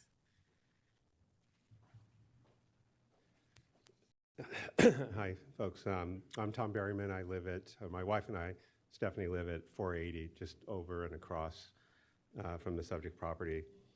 I think our neighbors adjacent to and directly across from 505 have spoken pretty thoroughly on the issues that they're concerned about, and you've seen it in their writings as well as in the letter that we sent to you the other day.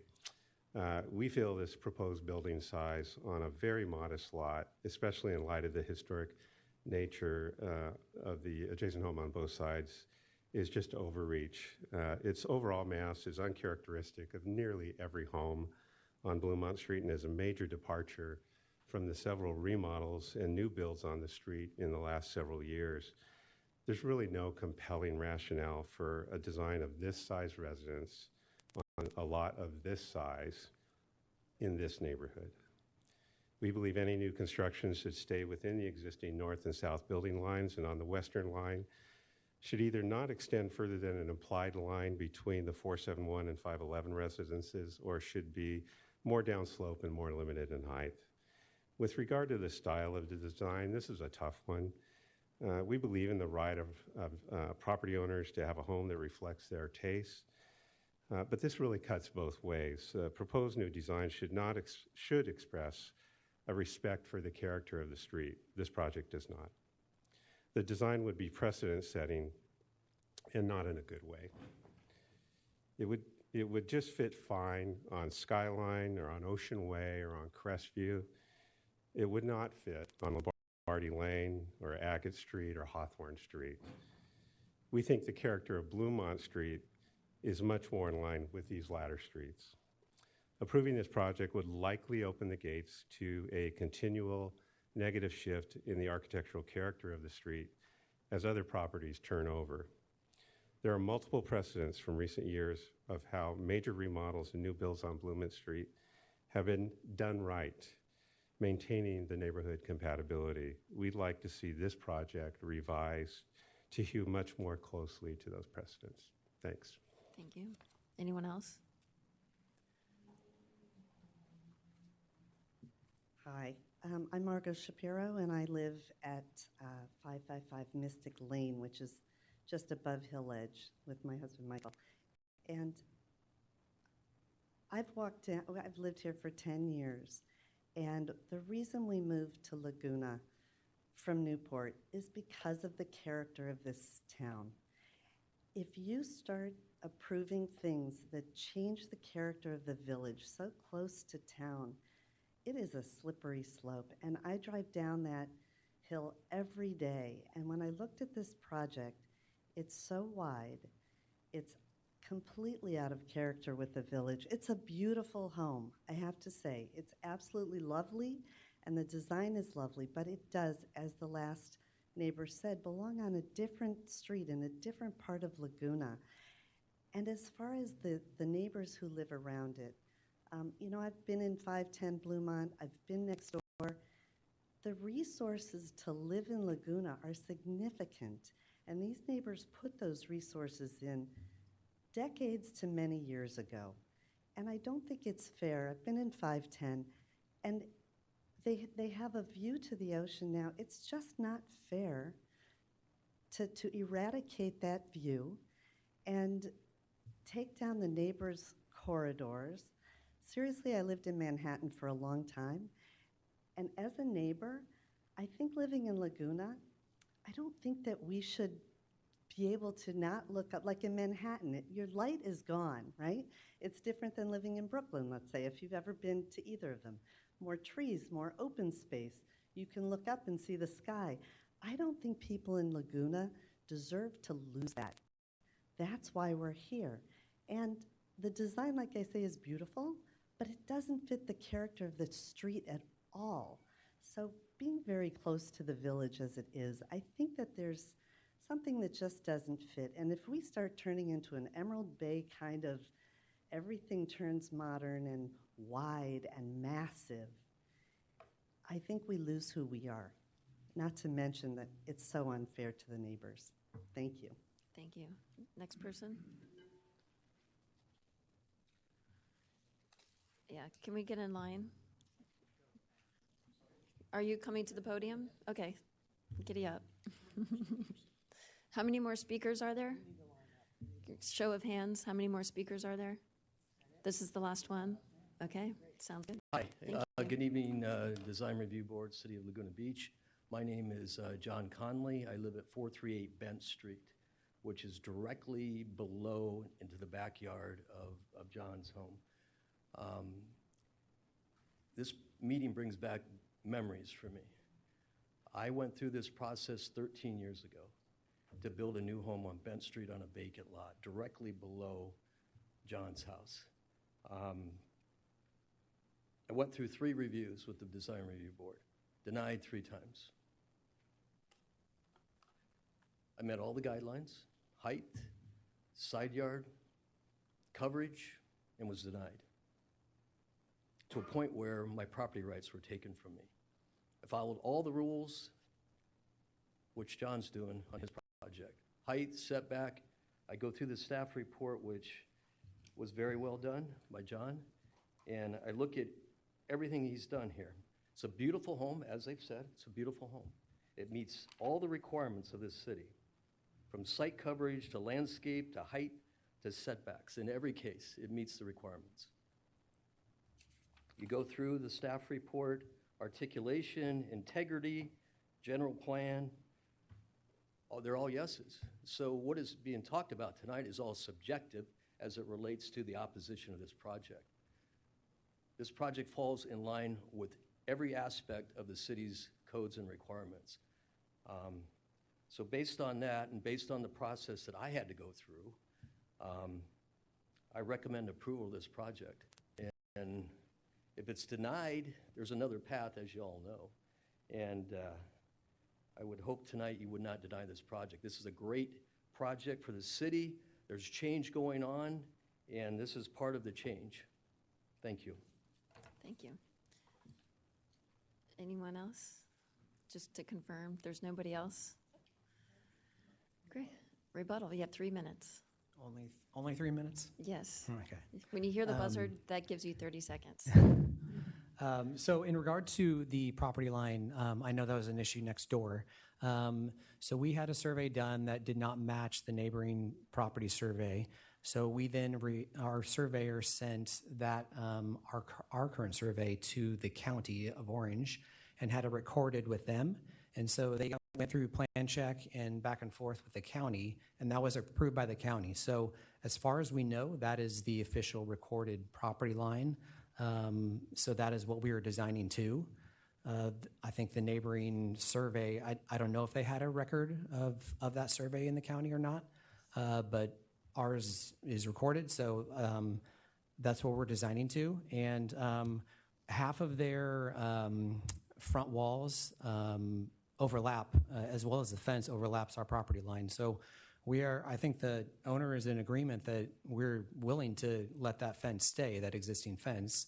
We just would like to build to our setback lines. In terms of the overall mass of the house, it is below the street 10 feet. Our roof line sticks above the street 10 feet. So we are about 2 feet below the street line with our finished floor. So there's sloping, the driveway slopes down to the garage level.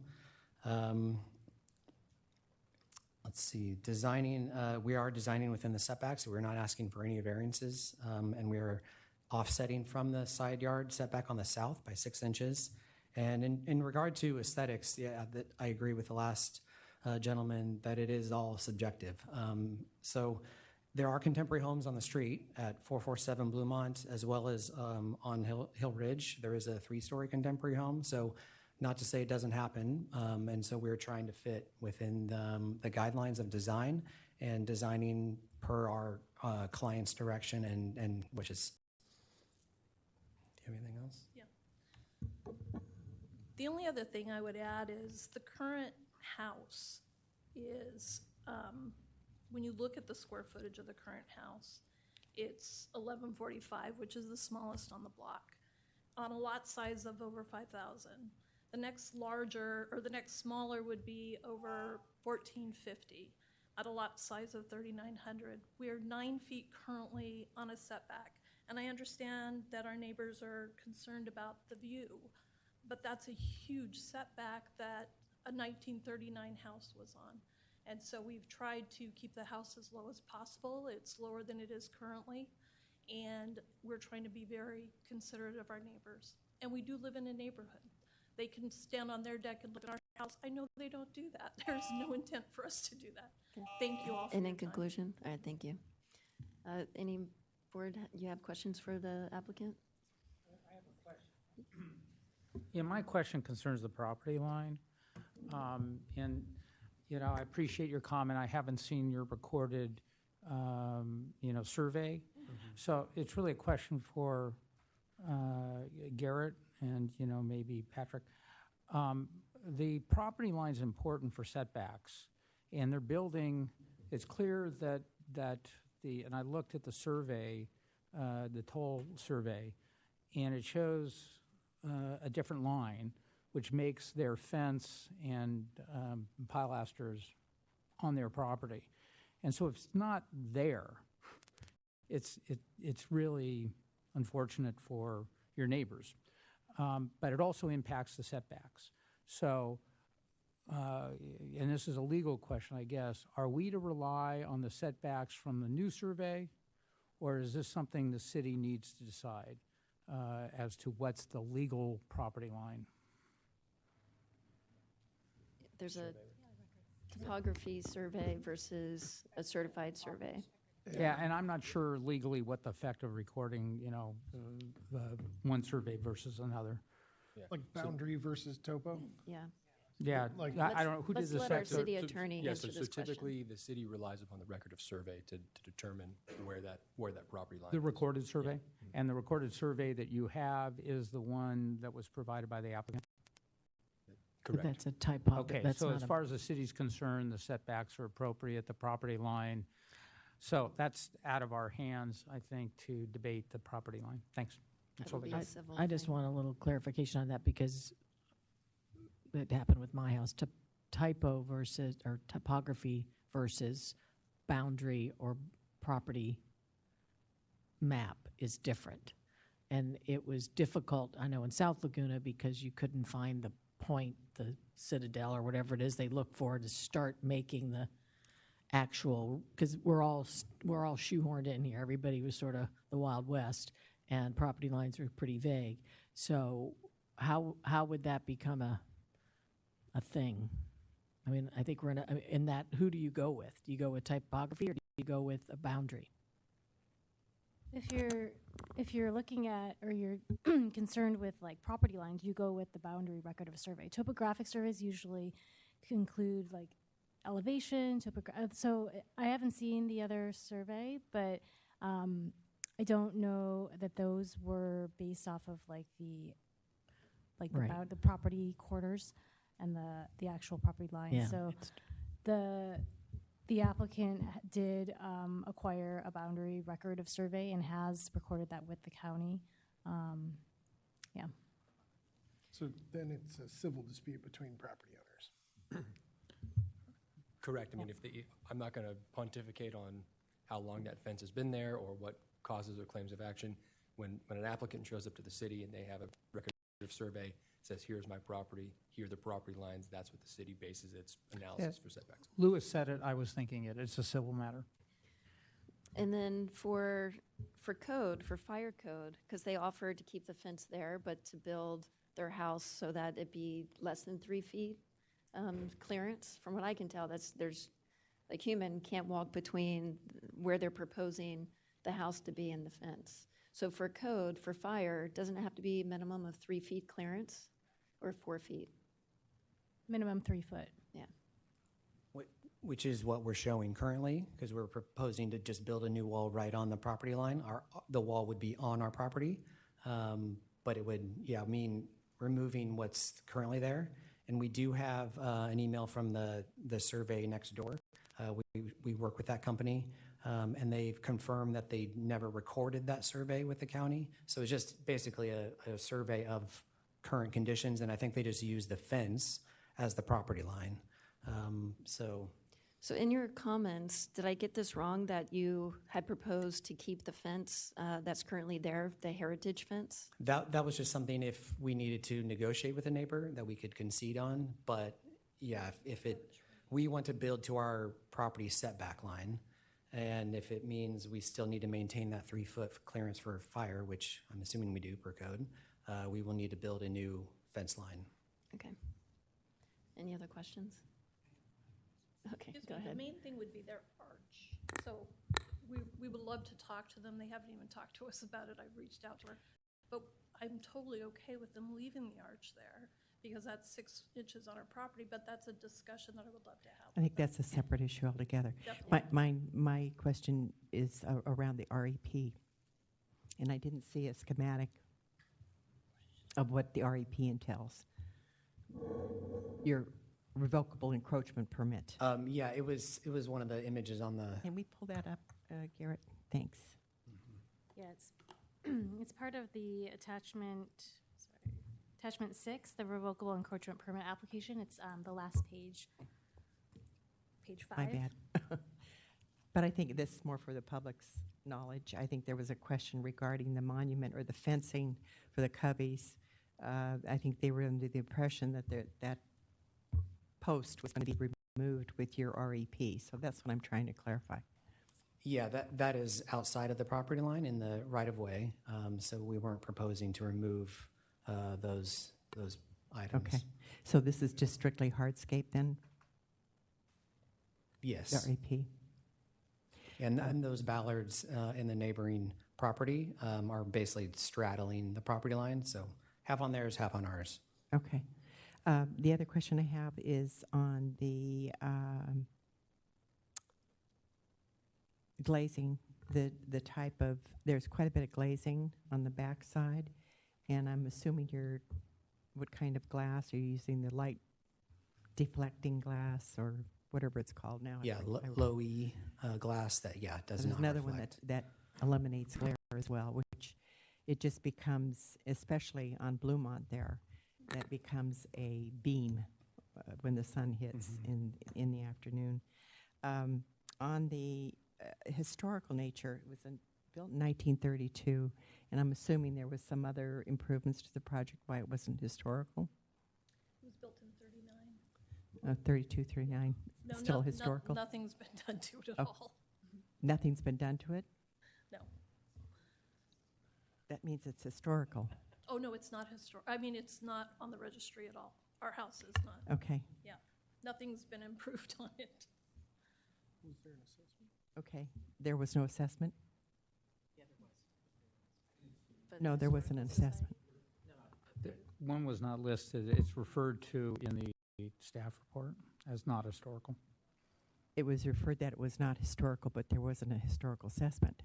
Oh, to clarify, it's not currently listed on the city's historic register, nor does it meet the criteria to be considered That's a what historic I'm wondering, resource. what the criteria.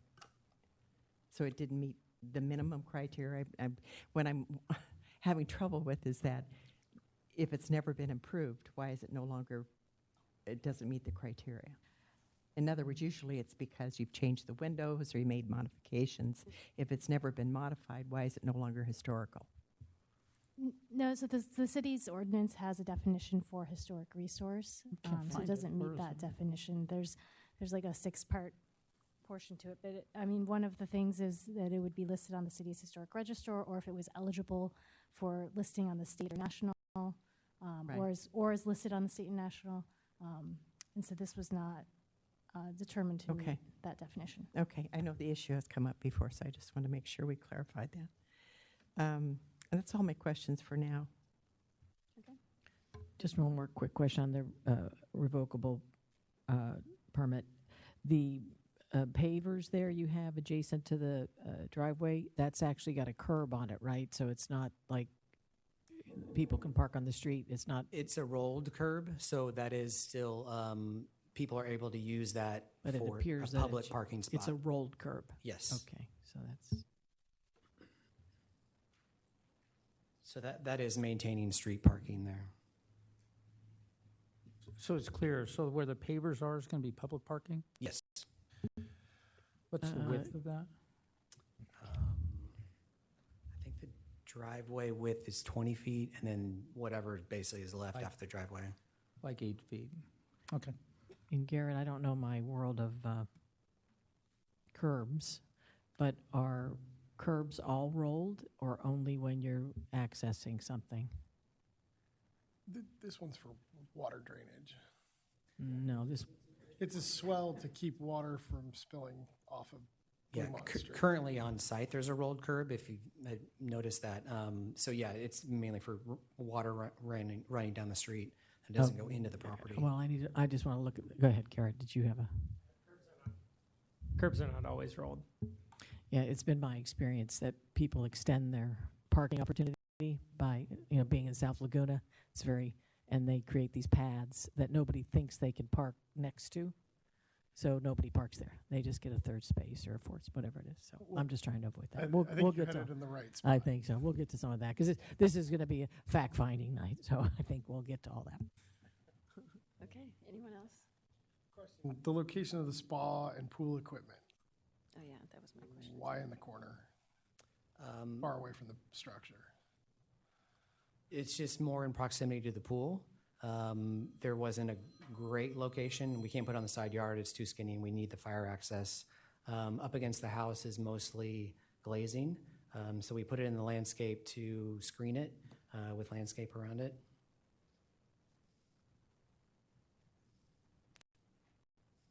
Any other sound attenuation or just landscaping? Just landscape now. I'm ready with comments. Are we done with questions? Okay, we're ready for I'll comments. zip through this. Well, first of all, I think it's lovely. I think you did a beautiful job. I think it's a starting point. I won't be able to prove this tonight, and I'll give you some of the reasons why. First, just a little backstory is the reason people want to live in Laguna is because of what it is, not because of what it might become. It's already a cottage town. So we're having to adapt to the high cost of land and people wanting to maximize that land. But we can't do that. That will eventually compromise what this city is.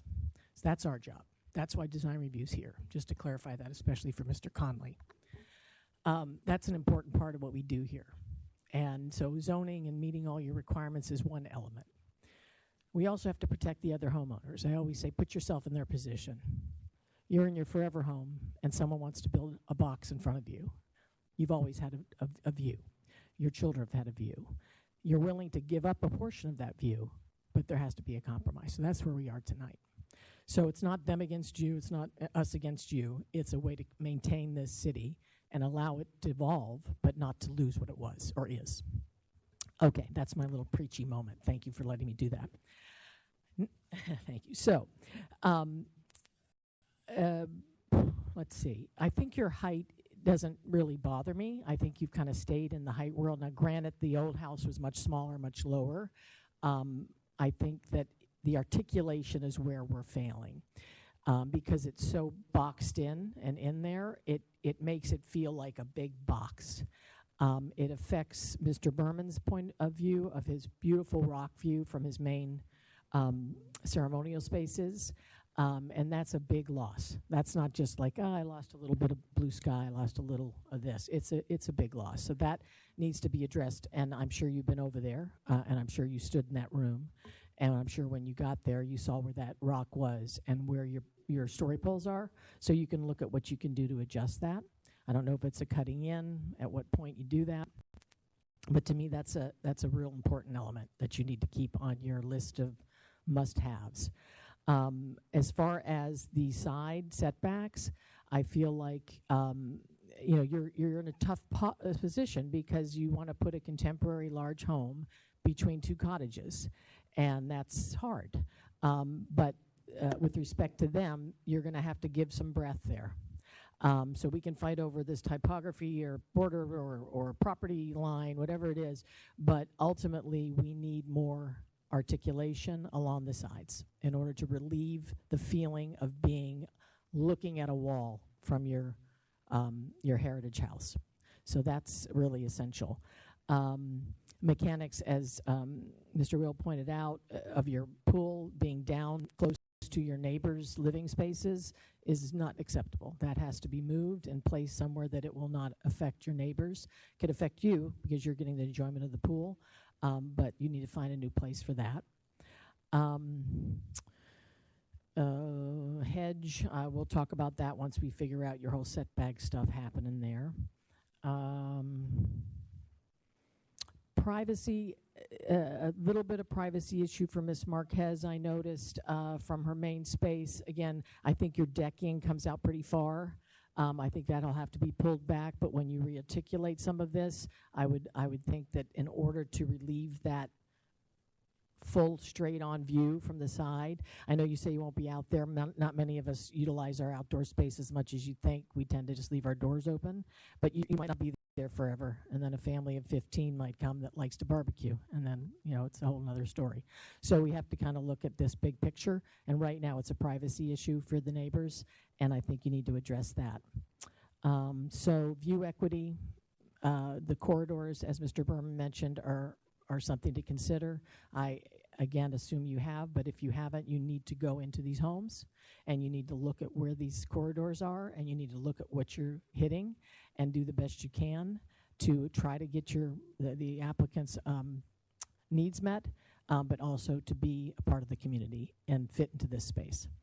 Contemporary is fine. I think we have to start to kind of let that go. As much as we would prefer a cottage, we have to, as a board, kind of allow that architecture to start finding its way into the system. So that's my point. Sorry if I got too long-winded. Thank you. I'd like to follow. That was very well said, MJ. Thank you very much. You echoed my thoughts exactly. And I think, I know I brought up the glazing. I thought the glazing was a bit on the high side. Maybe with design integrity, you integrate other materials, not all glass. And it's just a personal opinion of mine. I'm not sure if my other board members feel the same way. From the design review guidelines, and MJ said it very well, yeah, I guess you can call it subjective, but can you imagine this town if we didn't have design review? And some people would say yay, but some other people would say, it would be a shame for a lot of these beautiful homes, that historic homes, modern homes, views that we have that are so precious to all of us. So the mass and scale, there's a 13% increase in the size of the home. It's basically going a little over 2,000 square feet bigger in size. So mass and scale, and I hate to use square foot. I always say it's more about design than square footage. And I think with design changes, you can make it look less massive. And I think you've done some of that by going down. I think that's a good thing. But maybe incorporating some of those thoughts going forward in reducing the mass of it, especially from the backside. The deck, the 700 square foot deck, I think, is a bit big. And Brian, you explained to me that that is actually the roof for the lower level. So maybe the lower level needs to come in a little bit, not to be as big, but maybe reduce the size of that deck for privacy, from a privacy standpoint. Privacy is a big issue, especially for the coffees. I believe I saw the most impact there. And also from Ms. Marquez's house. I mean, you could look directly into her living room, and there's concerns on both sides there. The pool and spa is, in my mind, a little bit too big for that property. I think I'd like to see that downsized a bit. View equity, as MJ said, I think she identified the key issues, the corridors, and the fact that it does impact ceremonial views for your neighbors. So I think that comes to the height of the structure of the home. Landscape, I took a look at some of the landscape, but I think on the surface it looks okay. I don't have any problems with the landscape, and I would love to see you leave the existing fence and hedge for the coveys going forward, and to reach some sort of civil agreement or whatever it takes to get that done. So those are my thoughts.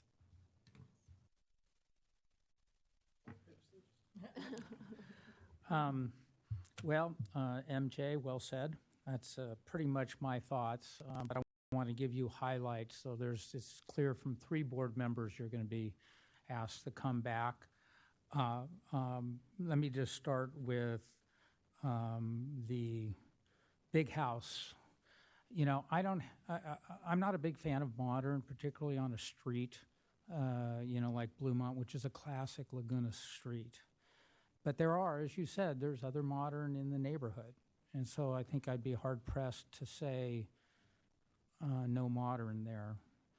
But it pains me to say that you can do modern, because I think it's a shame. I mean, so I'm doing a little preaching.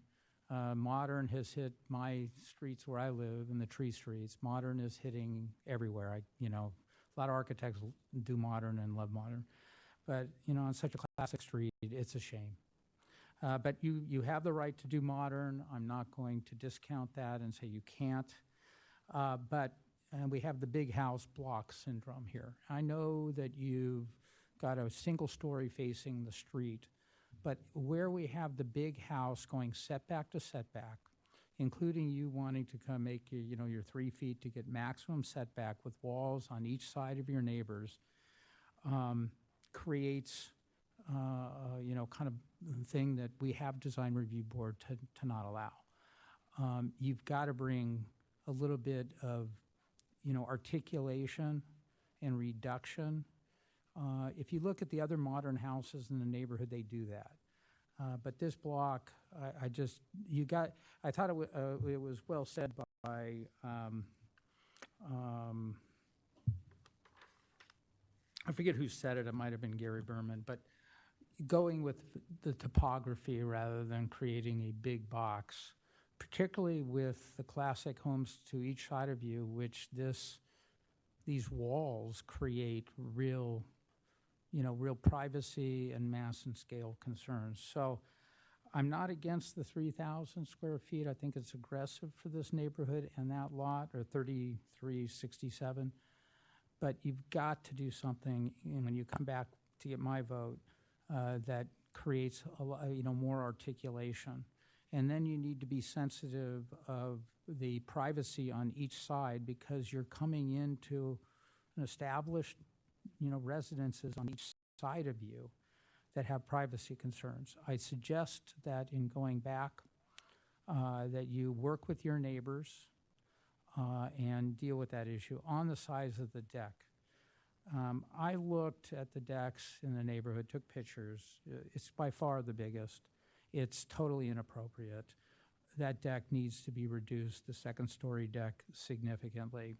Second of all, just like the block house, this pool going from property line to property line, I could never support such a big pool for 2 reasons. One is it creates, pool adjacent. And two is it creates a great deal of noise if you have a big pool party there. I think a pool, I don't have a problem with a pool in a house, but it needs to be smaller on this lot, given the size of the lot, not go from setback to setback to get my vote.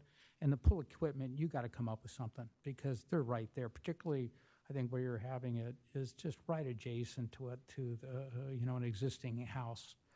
So that would need to be taken care of. Now, with respect to the view equity issue, they've got other views of ocean, but this is clearly their primary view, and we protect, views that are primary between homes. We do that a lot when it's a primary view from numerous primary areas of the Bermans.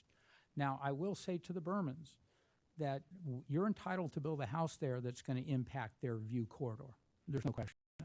So in evaluating that, you need to reduce the impact. In my mind, you don't need to eliminate it. The key here is to come up with a house that balances the interests of you to build a house of your dreams that works for this lot, but takes into account the neighbors. And, we had, for example, Conrad came in here and really worked with the neighbors. I think if you sit down with the neighbors, it can all be done here. You got to give some, and neighbors, you got to give some as well. But that's what Laguna's about. We're neighborhoods here, and we're trying to preserve them.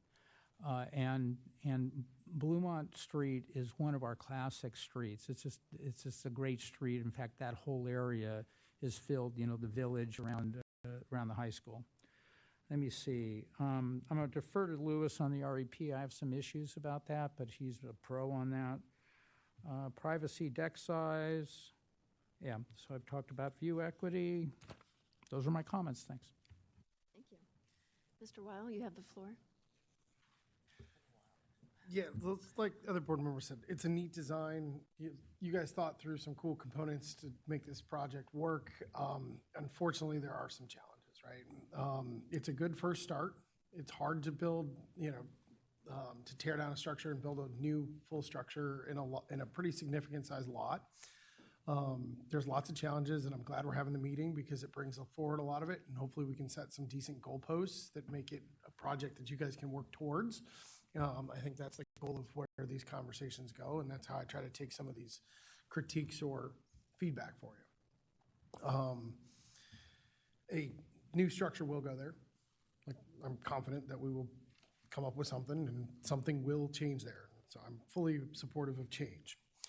I'll start with the REP. The contrast of doing the pavers in kind of that public parking space deters the public from parking there. A good example is a couple houses down, or one house down has asphalt that's very signaling of public parking. Two down has concrete. People look at that and don't park there because they think it's private. It needs to visually show public parking. You've got a high school nearby, the downtown's close by, this is a heavily parked area. I've got to be respectful that on-street parking remains. On the flip side, I don't have a problem with you trying to identify with different materials your driveway access.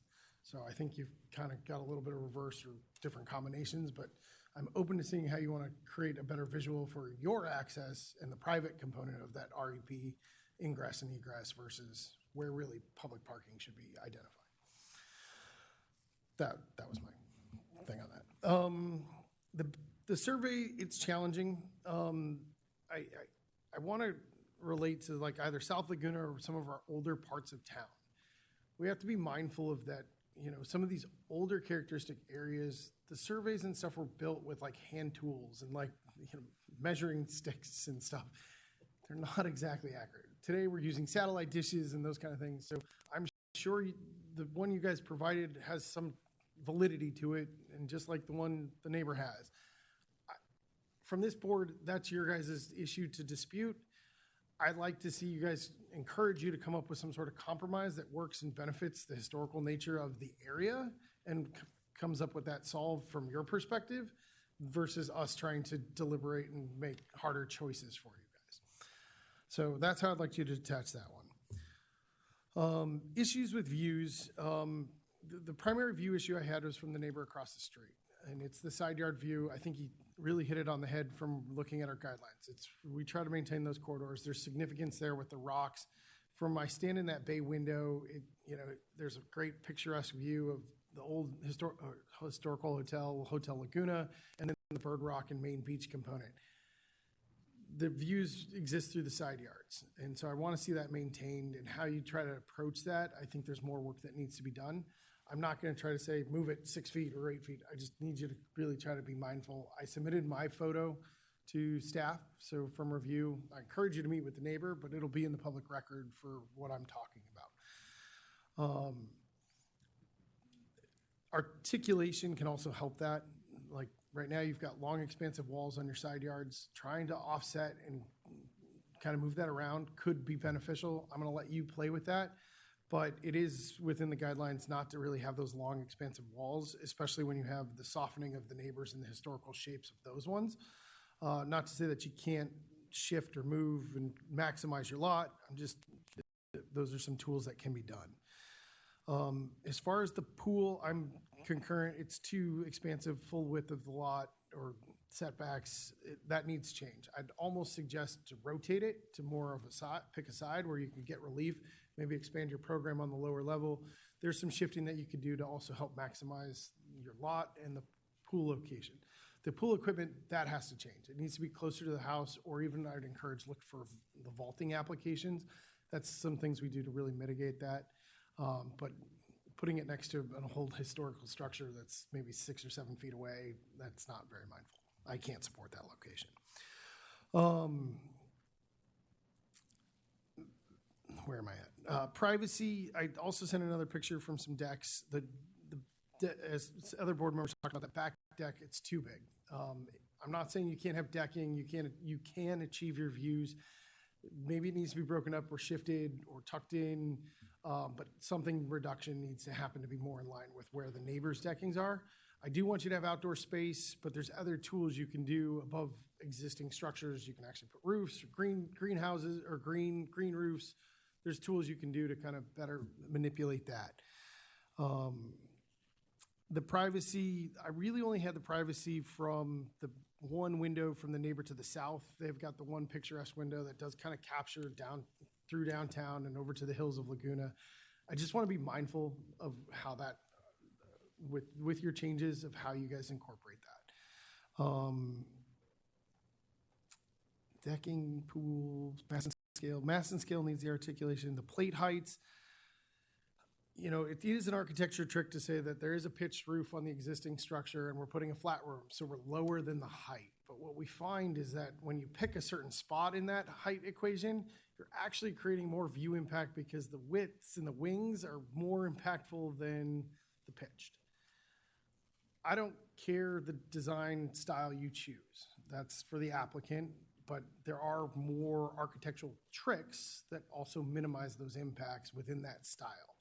I don't think that's achieved within this first approach, but I know you'll take away from this some commentary and you'll create some more modern or whatever architectural style. You can do more components that make that better, okay? I'm open to see that this comes back. It does need a fair amount of work, but I'm supportive of what my colleagues have said and I appreciate you guys for bringing this forward, so thank you. I'm cross-eyed now. Let me read my scribble.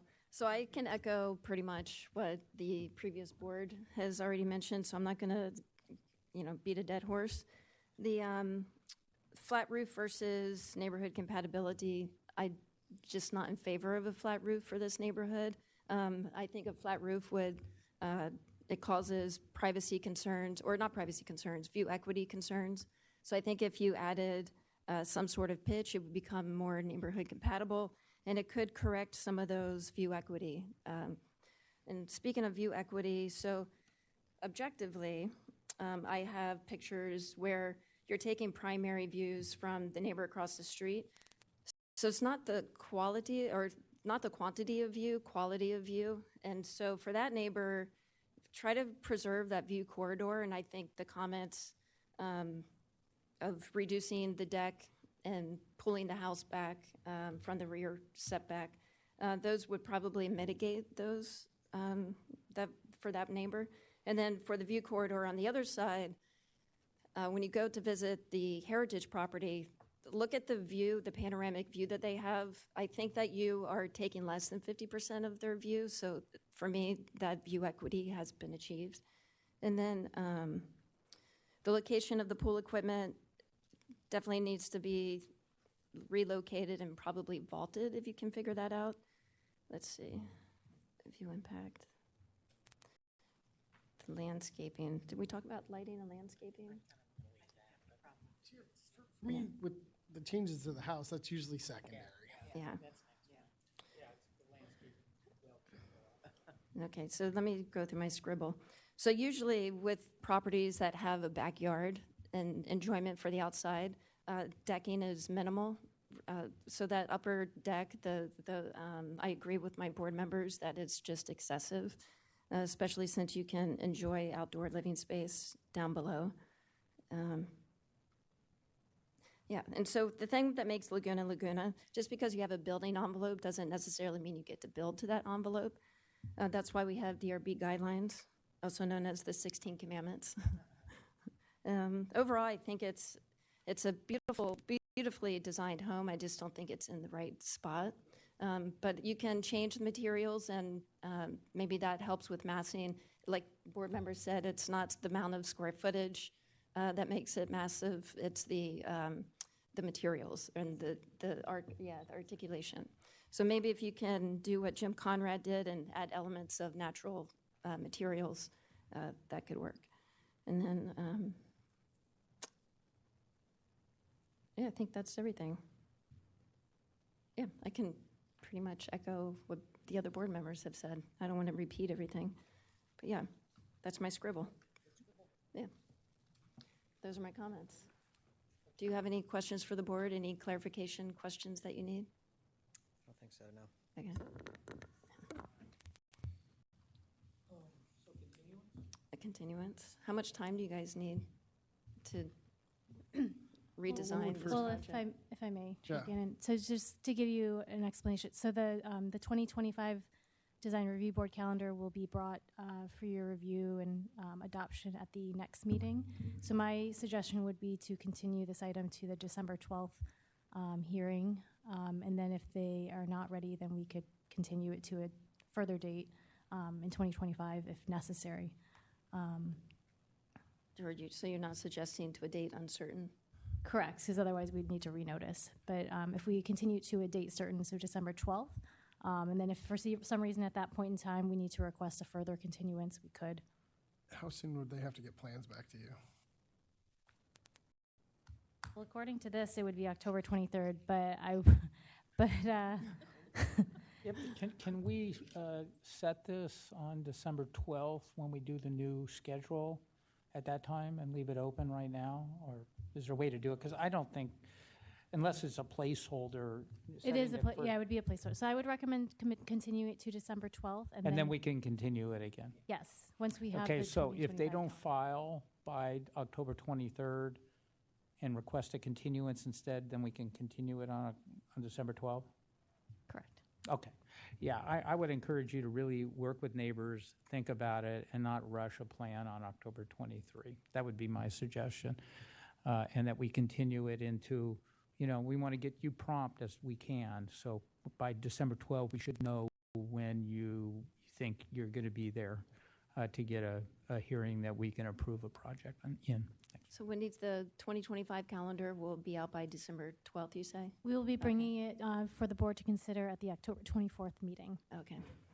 Okay. Yeah, our intent is definitely to work with neighbors and try and come to a resolution. The October 23rd is probably a tight turnaround to achieve, so not sure if we'll. It's just a placeholder. Or we could do an uncertain and it would renotice. Yeah. And then you can pick your date as you guys are prepared. Yeah, So that's fine. you could have that option. Would you rather have it to a date uncertain and then you have to renotice it? Yeah, I think so, yeah. Okay. No, we want. No. Sorry. No, because then you have to do. I suggest you do what we say. Talk me into it. Yeah, we'll set it for December 12. You don't have to file anything Yes, on the yes. 23rd. you instead request a continuance. We'll continue it, likely, almost certainly, on December 12 to a date that works for you guys. And hopefully by then, by December 12, the process will be pretty far along the line. Yep. When we approve the calendar, staff will provide it to you. Okay. Trying to trick me there. On that note, item number Okay, good.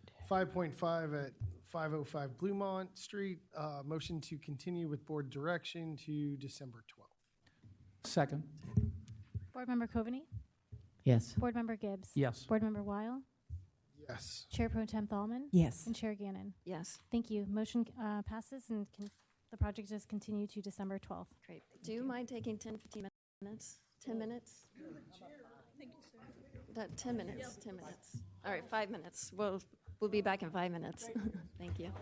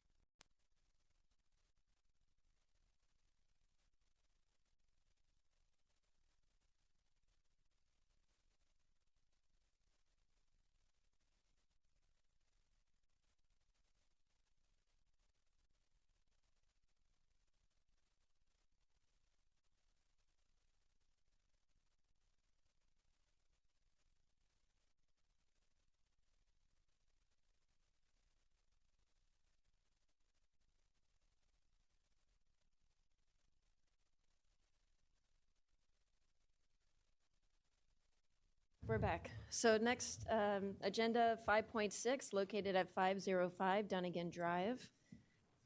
Ex parte. I went to the property and met with Mr. Hutcherson and Mr. Brandon Parrish. As did I. I met with Mr. Hutcherson, Warren, and the owner, Brandon Parrish. I met with the applicant team and spoke with Steve Coratani. Spoke with Warren and Yeah, visited the it's a site. site visit. Oh, right. What did I say? I had a site visit with the applicant team. Did I not say that? Okay.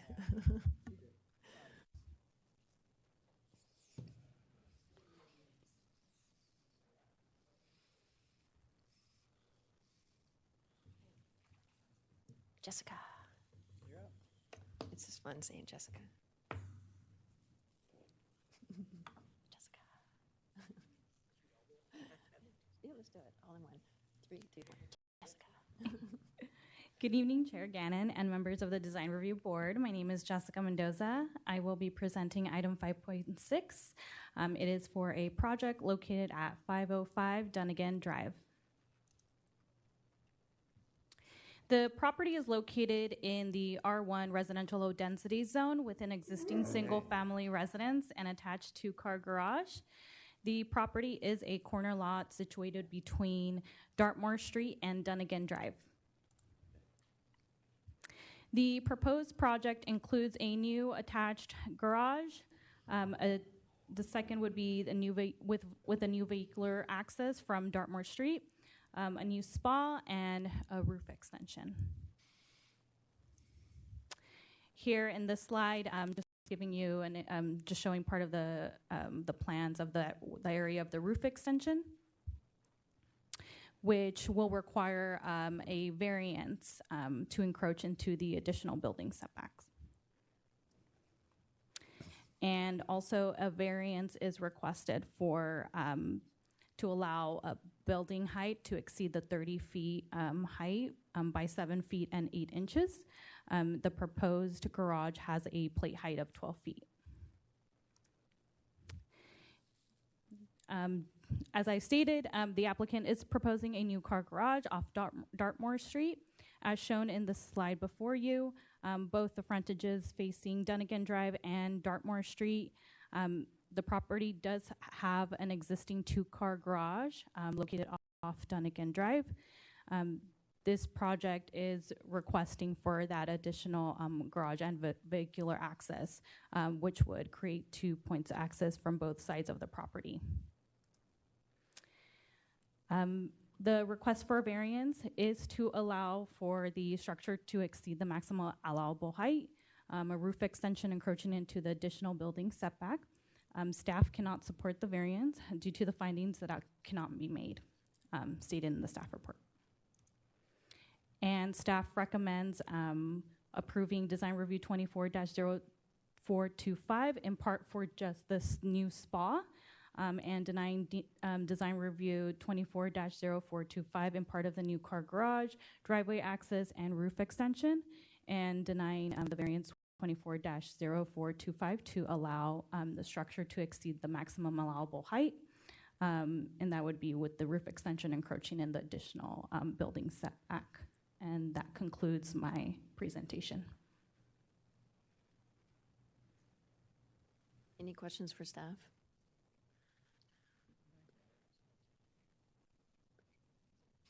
You have a question? Why they were what? Denying. They couldn't support the variance. Because they have to do it, they have to, oh, I know. They didn't deny, we're here to Okay, approve or okay, deny, okay, but they are not They're supporting the saying- variance. oh, okay, well, I Sorry, don't just know. clarification. That's correct. Yeah, we're not supporting the variance. And Yeah. Okay, you've got 5 minutes. Thank you. Hello, everybody. Warren Hutcherson, Brandon Parrish, that you've all met. So I'm 100% sure that you all understand the project. We feel that the justifications have been made, maybe the most important one being,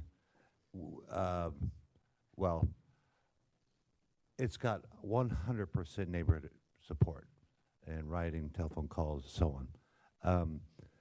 The general plan is being adhered to, I think, because it's benefit to the public, which is getting a large vehicle, a large legally parked vehicle off the road in a tight location.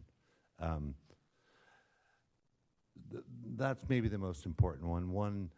One thing I did want to point out, which was lot shape and location. And so, Jessica, could you pull up that exhibit? I did. So basically, as we went over on site, and I'll just reiterate, a normal lot, street lot would be a through lot.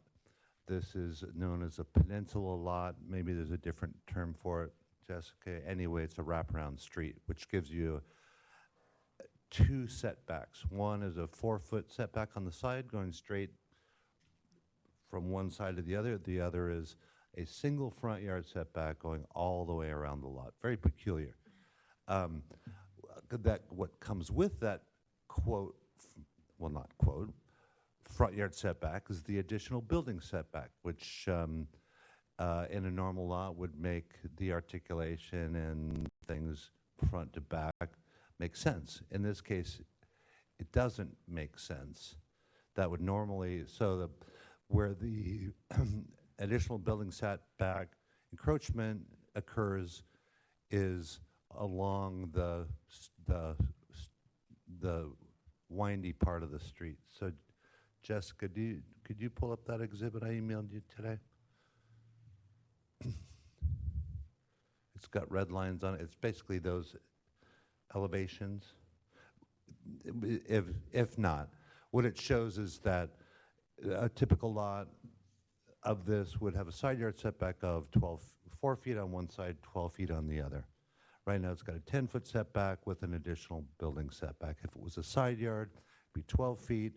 Without the additional setback, building setback, there would be no variance. So this is my justification, I believe is true, for lot shape and location. I think that's all I got.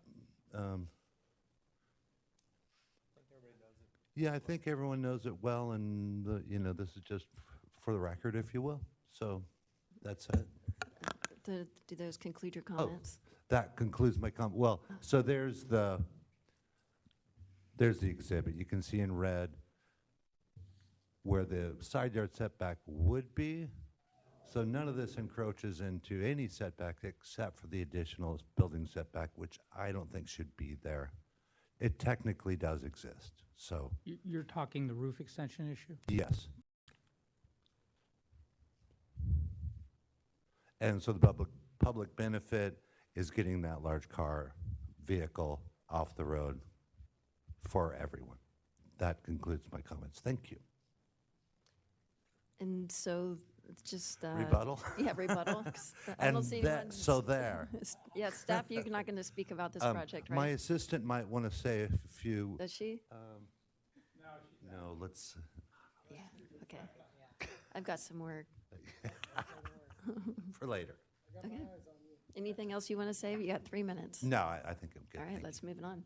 Questions for the applicant? Yes. This is just out of curiosity, and we had this discussion about, like, are there other neighborhoods that have, like, RV parking? Or what is the requirement for RV parking? This isn't an RV. I know it's not an RV. I know. Which isn't allowed. RV parking isn't allowed. It isn't allowed anywhere in the Correct. city? Oh. Even if it's you 20 build feet? In a big garage. driveway? Yeah, I don't. Even in a driveway? In the driveway or Oh, street, really? yeah, it can't be visible. Can't be visible.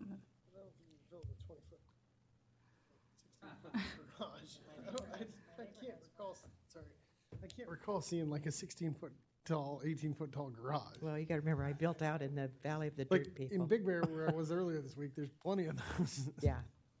In San Bernardino County, there's a lot of, out in the desert. But, so there is no provision for recreational vehicles? That would allow it, no. Okay, that was my question. This isn't recreational. I know what she's talking about. Okay, got it. Any other questions? Any further questions? You leading us off? Yeah. This is a very unusual case where all the neighbors support it. It has no impact. It makes sense, except how the variance ordinance is written. And, you know, let me kind of go through it. The increase, the variance for the height, which is the primary one for the garage, and then I'll get to the extension of the roof, is to have a second driveway and a garage that raises the height up to 37 feet, 7.5 inches, which is the highest by at least 5 feet in town.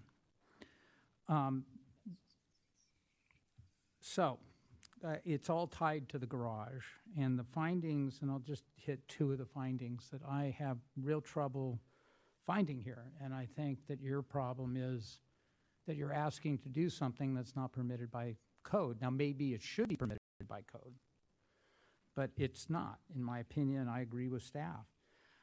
The first finding is there are special circumstances applicable to the property, including size, shape, topography, location, or surroundings, which cause the strict application of the zoning ordinance to deprive such property of privileges enjoyed by other property in the vicinity under identical zoning classification.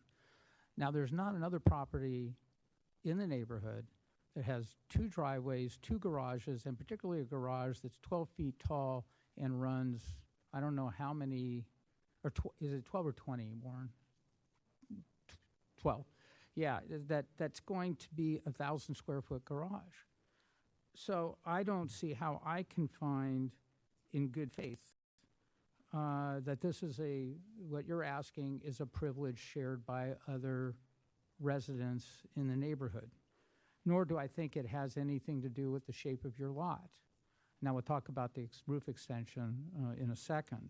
The second finding for a variance is such variance is necessary for the preservation and enjoyment of a substantial property right of the applicant, which right is possessed by other property owners under like conditions in the same vicinity and zone. Again, it's looking at rights that are possessed by other people within the neighborhood that you need a variance to secure, and you don't have that. It, in my opinion, is a special privilege. Now, again, special privilege is not a negative term, but you're asking for something that gives you a right that no other resident will be able to have. I mean, let's say the next one wants to put in a second driveway with a big garage, and you stand the precedent for the variance at that point. Yeah, so, I mean, as much as I regret having to say this, I cannot approve this project given it doesn't comply with the variance. Now, the staff report also talked about it not complying with guidelines. And I largely concur with those staff comments for the same reasons. But to me, the dispositive issues here are the variance requirements, and we've got to follow them. Now, with respect to the roof extension, you know, I'm not crazy about the roof extension. I think it takes out the articulation, but something you said changes my mind on that, because I was thinking that was also a special privilege. But I think given the topography of your lot and the setbacks, I think if it had been, you know, a different setback and you got hit with the front yard setback all the way around, I think to deny you the roof extension, which again impacts no one, is not, I don't think it's a huge articulation issue. I probably wouldn't do it, but I think it would qualify and it does qualify for the variance requirements, and I would support that. With respect to the spa, I think that meets the guidelines. Again, I think I'm not crazy about second floor or upper floor spas. There's no one on that side of the house, so I don't think it creates any of the normal issues that we would see with locating a spa in that place. So I would approve the roof extension and the spa, but not the second garage, both under the variance, the failure to meet the variance, and the failure to satisfy the guidelines as articulated in the staff report.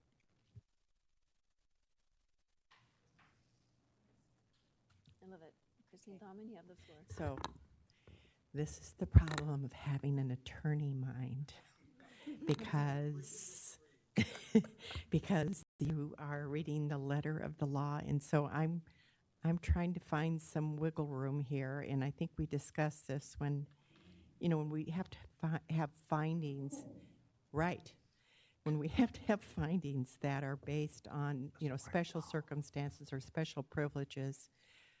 Who was the first one that got the privilege in a particular neighborhood? In other words, someone has to be the first. That's my first point. And I think you have a special circumstance because of the limited street parking, and you're addressing a problem not only for yourself but also your neighbors. I don't know.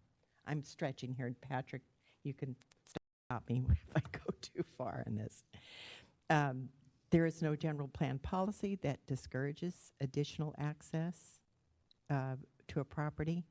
We have other areas of the city, maybe not in this neighborhood, but as Lewis pointed out, there are other areas in the city that have 2 garages in Mystic Hills and other large areas of the city. So it's not totally a unique experience, maybe for that neighborhood, but I'm stretching here, okay. You have as you mentioned, it's an unusual lot configuration. It's a through lot, and the location of it gives it a special circumstance where you could justify the variance. No negative impact to neighbors. And there's no, and this is why I brought up the RV. We don't have any provisions for RV parking. And I mean, that's a separate issue altogether, but it just raises the question for people, maybe we should. And I don't know, it's just my thought on this. I don't know if we can make anything out of this or pull anything from it, but I would support the project, but I'd have to come up with some very carefully worded findings to make sure that, this sticks and it's not appealed and all the bad things that can happen. Mm-hmm. So I'm supportive of the project if we can have the findings, and maybe they're different findings. I don't know. So let me just real quick. I agree with you. If I could make a finding here, and I'm all ears, but you can't go to Mystic Hill. It says the same vicinity in the finding. I know. So- You want to approve this project. but I'll go that's next. fine, but maybe somebody's got a good one. I'll go next, and maybe I have a couple questions, if I may. So the variance and the legalese of that, I look at each project case by case. And I'm a big no precedent setting. I hate that. I don't feel like this is. And it's one of those things that we could go on record as this is a case-by-case situation. It's all situational, right? They're in this specific area. There's nobody that's ever going to be built behind them. Well, I couldn't say ever. Maybe the state will sell it or whoever owns that land, but I hardly expect that to happen. It's a very unique lot, and he's got the incredibly unique support of neighbors. So can we make a finding just purely on we find it acceptable? It has to be specific to something legal? So as Board Member Gibbs explained, the municipal code says what it says. So a general finding that, hey, we kind of like this project, will likely need a bit more work. Right. I don't want to get too ahead of my skis, and we'll wait to see what your colleagues say. I'm obviously not going to sit here and say, no, you guys are prohibited from approving this project based off of the municipal code, because it's not my job. It's your guys' job, up here. So, I mean, yes, I would say that there needs to be some modicum of articulation that says, hey, we as a board can make this finding for the reasons, that I've heard a few up here that in my time, I'm going to say not here, but I've heard much worse. So I'm not going to say that it is legally indefensible. I'm going to say that I've heard 3 people speak, and I will wait to hear the remainder. Okay. And if it's the will of the board, I'm sure myself and staff can put together something that may be acceptable. Okay, so it could be something as simple as it makes the access for his off-street parking for his particular vehicles to be a safer access for him and for the neighborhood. But is that a? Want to try to write it up here. No, I mean, how, I'm going to have to do that, right? Aren't I going to have to say that's my finding? In the process, yes, we have to find a finding that is. So how are we going to find a But we finding? can send it to them to be like, You guys, try to work it. The and then they can finding, give us. Oh, okay, so better I'm not, guidance. maybe I don't the finding understand. is specified in the zoning ordinance. So we make that finding. If we're going to approve the variance, the finding is stated in the zoning ordinance. I read 2 of the findings that we make. We can't make another finding. We have to make those findings. Specific findings. Those specific findings. And so the question is, can you make them? And you don't think we can? Well, I let me- can't, let me- unless I hear something, I can't support it until I hear something. Okay, see so those let me findings, give this a shot. So because of the hardship of the parcel being, instead of a corner lot, it's considered, no, it's considered a peninsula lot. So that's your hardship. So, and then for the public benefits, improving safety on a blind curve, because the neighbors don't want you to have that van parked in front of their house. So what's the other choice? You have to park it in front of your house. And that's a blind curve. So there's a public benefit. And on that viewpoint, the neighbors all support the project. Not that that's part of the criteria, but other neighbors in the vicinity, within the vicinity, have height variances as well. Maybe not for garage. The height variance doesn't equate to because of a garage, but they have a height variance.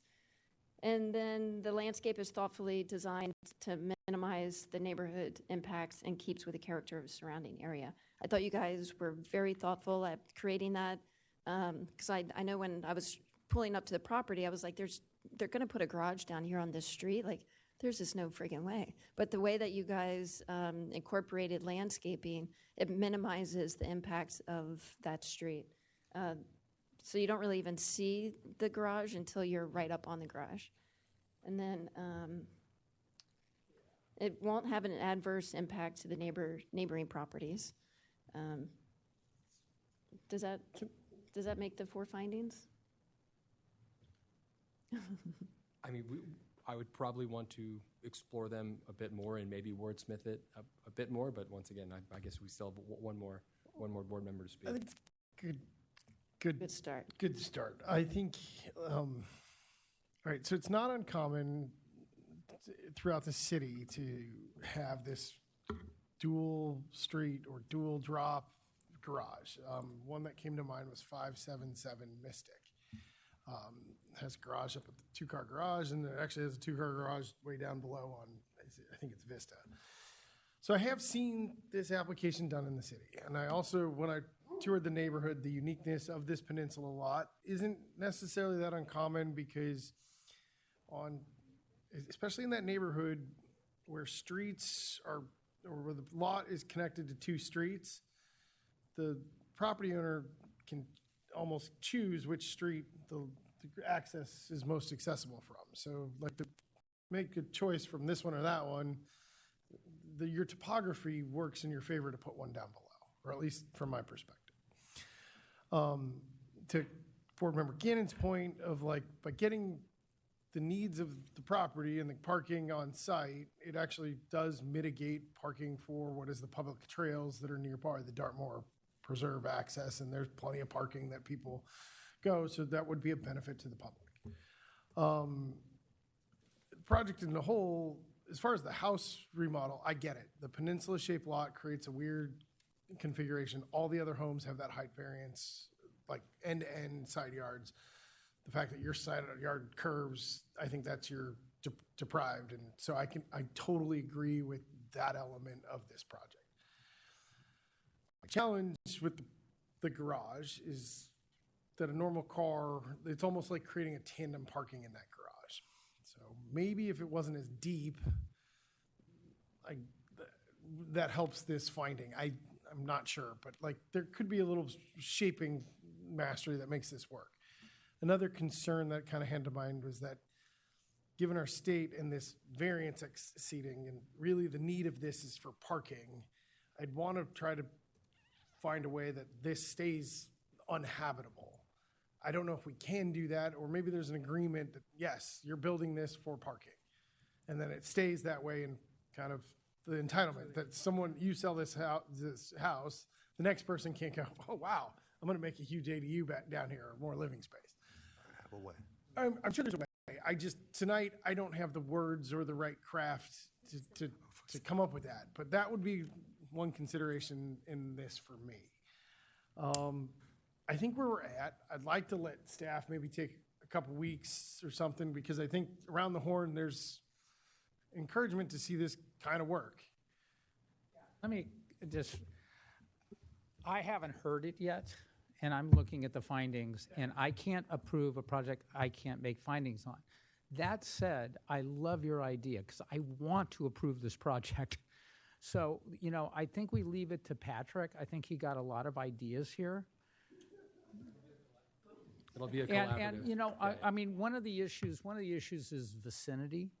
I don't know anything about Mystic, so, if you can find similar, the other problem is it's 1,000 square foot garage. I don't know that we've ever, maybe you guys have, I don't think I have since I've been on the board. But maybe that doesn't matter. If vicinity is broadly defined, if, we get the nature, I thought what Lewis had to say with the nature of the streets, get us some facts to support it. I'd love for this one to be unanimous, but I think it needs a little work so that we can, in good conscience, make these findings. Another thing, Board Member Gibbs, thought this neighborhood's single-stacked houses. I want to make sure that this stays very unique in our findings, that it can't necessarily apply to the through lots as described by the applicant team, right? The uniqueness is in this topography and this location. And it needs to be tied to the 1,000 square foot garage. I mean, there's a lot of houses on hills in North Laguna. I know that area really well. And, there are a lot of wealthy people who live up there, very wealthy people, that start saying, well, wouldn't it be a great idea to build 1,000 square foot garage because I have, I don't have a Sprinter, but I have these awesome, Ferraris, vintage, something like that. And, that's why I said we could be opening the door here. So I really appreciate Lewis's comment there. Let's see if we can really make it site specific. So I guess there's two choices. One, we can give staff a little time to see if the whole project can work, or we could bifurcate the project and you work on the garage separately and we just approve the house, or because I think the house and those parts tonight and deny the garage. Can I ask a question or open the public hearing? I'd be more than happy, your first suggestion, to give staff time. How would we work that? Would that be a continuance to a later date to hear the finding, to see if the findings have been made? Continue? No. Yeah. And fortunately, we don't Patrick, have a we'll give you calendar 5 beyond minutes. December, so the latest date we could give you is December 12th. We might be able to squeeze you in November, because there's only between then, there's one meeting in November, Yeah. there's one meeting in December. I doubt we could turn this around for the 22nd of October. I'm not at the meeting in November, just so you know. Yeah, I am. You're not supposed to announce that. Well, it's only fair to I the applicant. didn't hear anything. So if you asked me if I would like to continue it to the December hearing, I would say yes. Okay. Perfect. I just have one question for you, Warren. Is there's no other way to design this to avoid a variance, is there? There's not. If I chopped off the roof and took the entire roof and made it a flat roof, I don't think that would be an acceptable alternative. A flat roof? Yeah. In the garage? No, the house. He'd have to do it on the upper part. I explored that. Oh, okay. I don't think that would be an acceptable for anybody, for the neighborhood, for the applicant, for the board, or anybody. Continue it. Yeah, continue. December 12th, okay? By staff? Is that all right by you Yes. guys? Would we work with Patrick on this? No, we just wait to hear. Yeah, I mean, I understand the direction of at least 4 and understand the assignment. Thank you, Patrick. Or can we do November? November 12th is when they want it. How full is November? That'll defer I to. mean, The applicant requested December 12th. I mean, There's nothing I need to prepare. yeah, it's just, Right. what's No, November? that's my favorite part. Yes. I defer to Wendy here on this one. Well, I certainly can shift some things, but we're already getting quite full, but, you know, things can be moved around, so. If you want to do November or December, What's as long as Patrick The is applicant keen to Correct. decide. What would you guys December, prefer? please. December? You'd rather hearing, have December? please. December 12th. Then motion to continue project at, or item number 5.6 at project location 505 Dunnigan Drive to December 12th with board's direction and staff's further commentary? City attorney's just review? Perfect. Yep. I second. Board Member Coveney? Yes. Board Member Gibbs? Yes. Board Member Weil? Yes. Chair Pro Tem Thalman? Yes. And Chair Gannon? Yes. Thank you. Motion passes with a continuance to the Thank you December all 12th very, hearing. very much. By the way, I think if anyone can do it, Patrick Dunnigan can do it. Patrick, you better give the dog a treat. Yeah. No, she needs to give you a treat. She doesn't know that one. My old dog used to do that one. Thank you. My boy dog learned it. The girl dog, not so much. Thank you. She's like, I don't do tricks. Yeah, exactly. What do you think I am? Yeah. Thank you, Jessica. I do have some properties that are on, there's 2 on LaDroit that have 2 driveways, and one has 2 garages, and then there's one at right by the gate of eBay, and there's one on Panorama, I think. I have a list. That would be helpful if there's other in the neighborhood. Yeah, I had a chart, but I was told that we wouldn't need it. That was me, huh? And on Weymouth and Pinecrest, there's a And so- upper and a lower. Item's over, sorry. Yeah, understand, yeah. We still have one more Yeah, yeah, we still have one more item. We go to the, yeah. Thanks, everybody. Good night. You got it now. Come on. Thank you. To the early neighborhood communication guidelines, 6.1, other business. All right, let me, if I may, Chair, make a few comments and then open it up to the board. Okay, yes, please.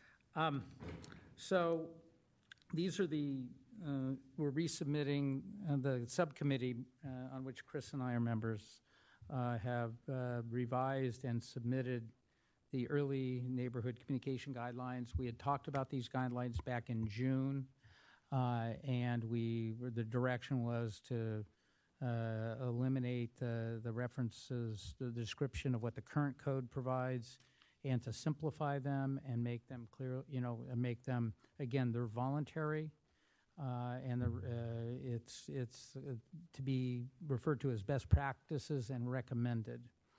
Now, it's in one page. You can all read it, and I'm happy to go through it again, but it's pretty straightforward as to what's to be provided in the early neighbor notice, which includes the plans, setbacks, and preferably in digital form, information about how to communicate, and information how to participate in the neighborhood meeting. And then once that process is done with that information, the hope is that a lot of the neighborhood concerns are resolved. Then they deliver, which will be included in the agenda. Again, it's voluntary, a neighborhood outreach report, which includes the names, dates of the communications, issues or comments just in general, and how those were resolved.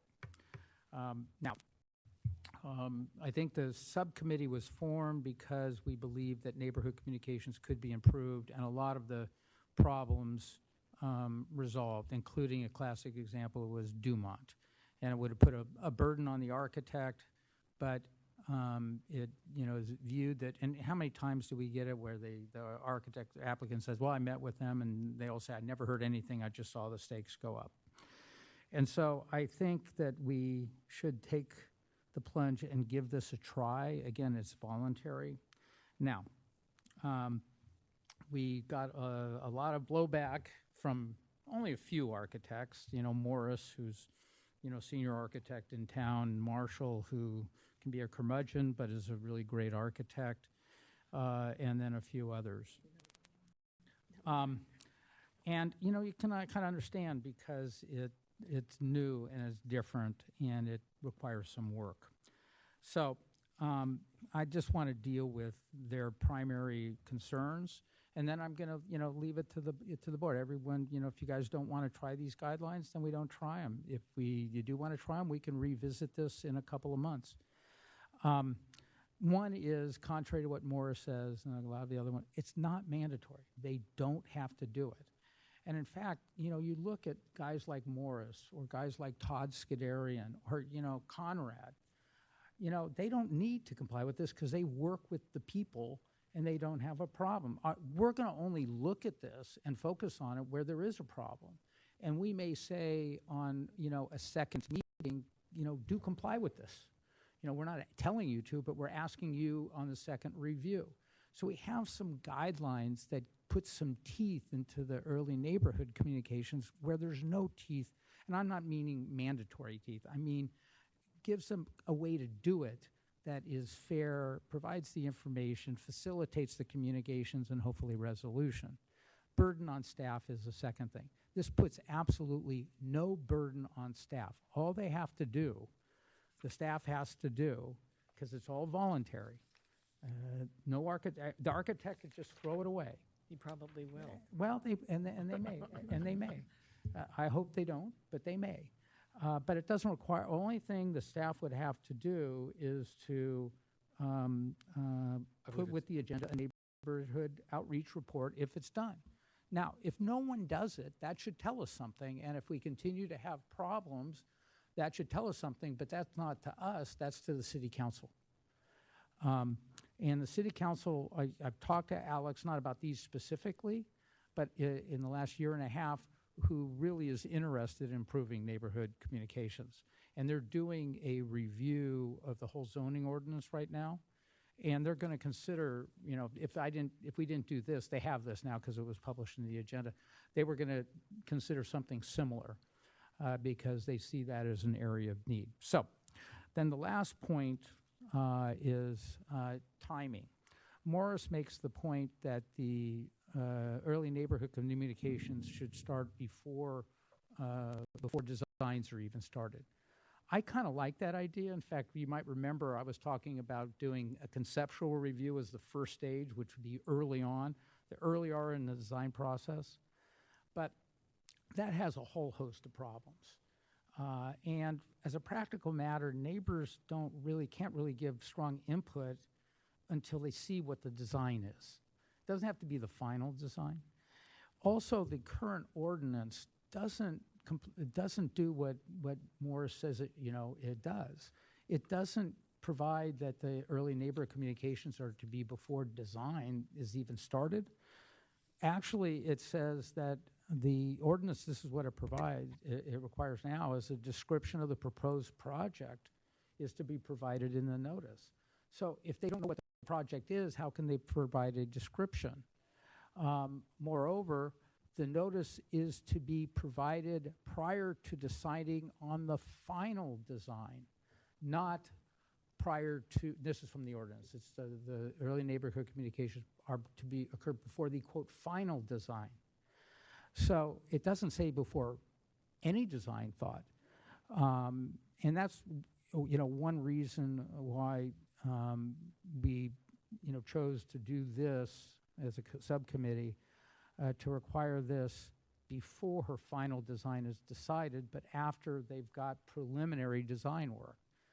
And, as far as including the plans, I mean, Morris talks about it being so voluminous, it's so hard to give them plans, and we talk about doing it digital. I mean, the plans we get are never longer than 20 or 25 pages. They could put them in a 8 by 10 and send them to everybody along with the notice if they wanted to provide hard copies. So, on 8.5 by 11 paper. But most people don't know how to read plans. Well, they could read them more than you think, plus... And the whole point of going digitized was when I first started on DRB, I we like had digitized. packets. We had packets of... Yeah, I like digitized. And most of those papers and the plans, we only needed like 3 or 4 of the pages. Again, it's in the architect's interest to provide the information. They don't have to provide anything. But if they want to not have a problem later on and resolve, what we ask for is the site plan, which I think a neighbor can read. Setbacks, yes. Floor plans, yes. Height, yes. Exterior elevations, yes. Landscape plans, maybe they need to, really put on some glasses and really parcel through them. And renderings, that the stuff we're asking be provided, neighbors, not neighborhoods, they can figure it out. Doesn't that get posted on garages? Well, if I can add in, having served on the subcommittee with Tom, and believe me, Tom did the lion's share of all this.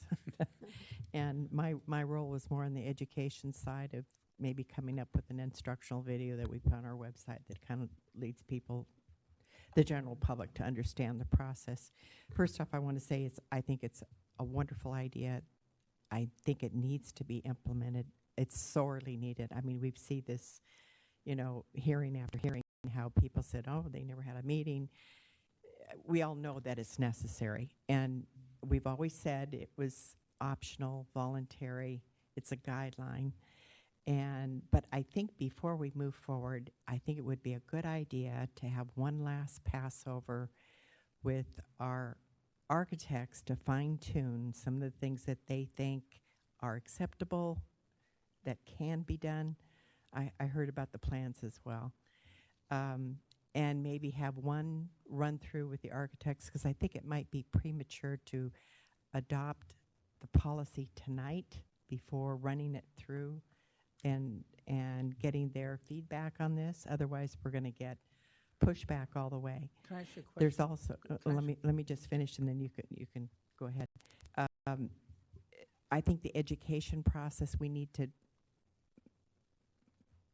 put that together and at least have how this is going to be rolled out and how people are going to learn about the process, which we haven't really done. I think I did a storyboard ages ago, but that's old. And then to clarify, because there was some concern that this would become an ordinance, and an ordinance is law. So then it's no longer voluntary, correct? It's now... And this is not an ordinance. No, it's not an ordinance. Right. So I think that needs to be clarified as well, because there's a lot of misconception. There's just too many questions out there. I'm afraid that if we adopt something tonight and move forward with it, we're going to get so much pushback. It might be better just... You said it's not going to be to law or to code. This is just... No, it's a voluntary, but... Are you saying have a meeting with our subcommittee? No, our subcommittee, but also have a review with the architects. No, I'm saying a meeting with the architects and Yeah, our subcommittee. yeah. Yeah, I'm good with that. I want to get the I want to architects. move ahead with I it. was a little surprised at how much blowback from people I have a lot of respect for. I know. So I actually like that idea. Could we do it like a luncheon, staff, like where it's like a board hearing, but it's just specifically for this one, and we all show up? If we make it a formal meeting, we make it a special meeting, and maybe do it in a conference room. Yeah. And we make it a public meeting, but we tell the architects, come and let's, talk about this.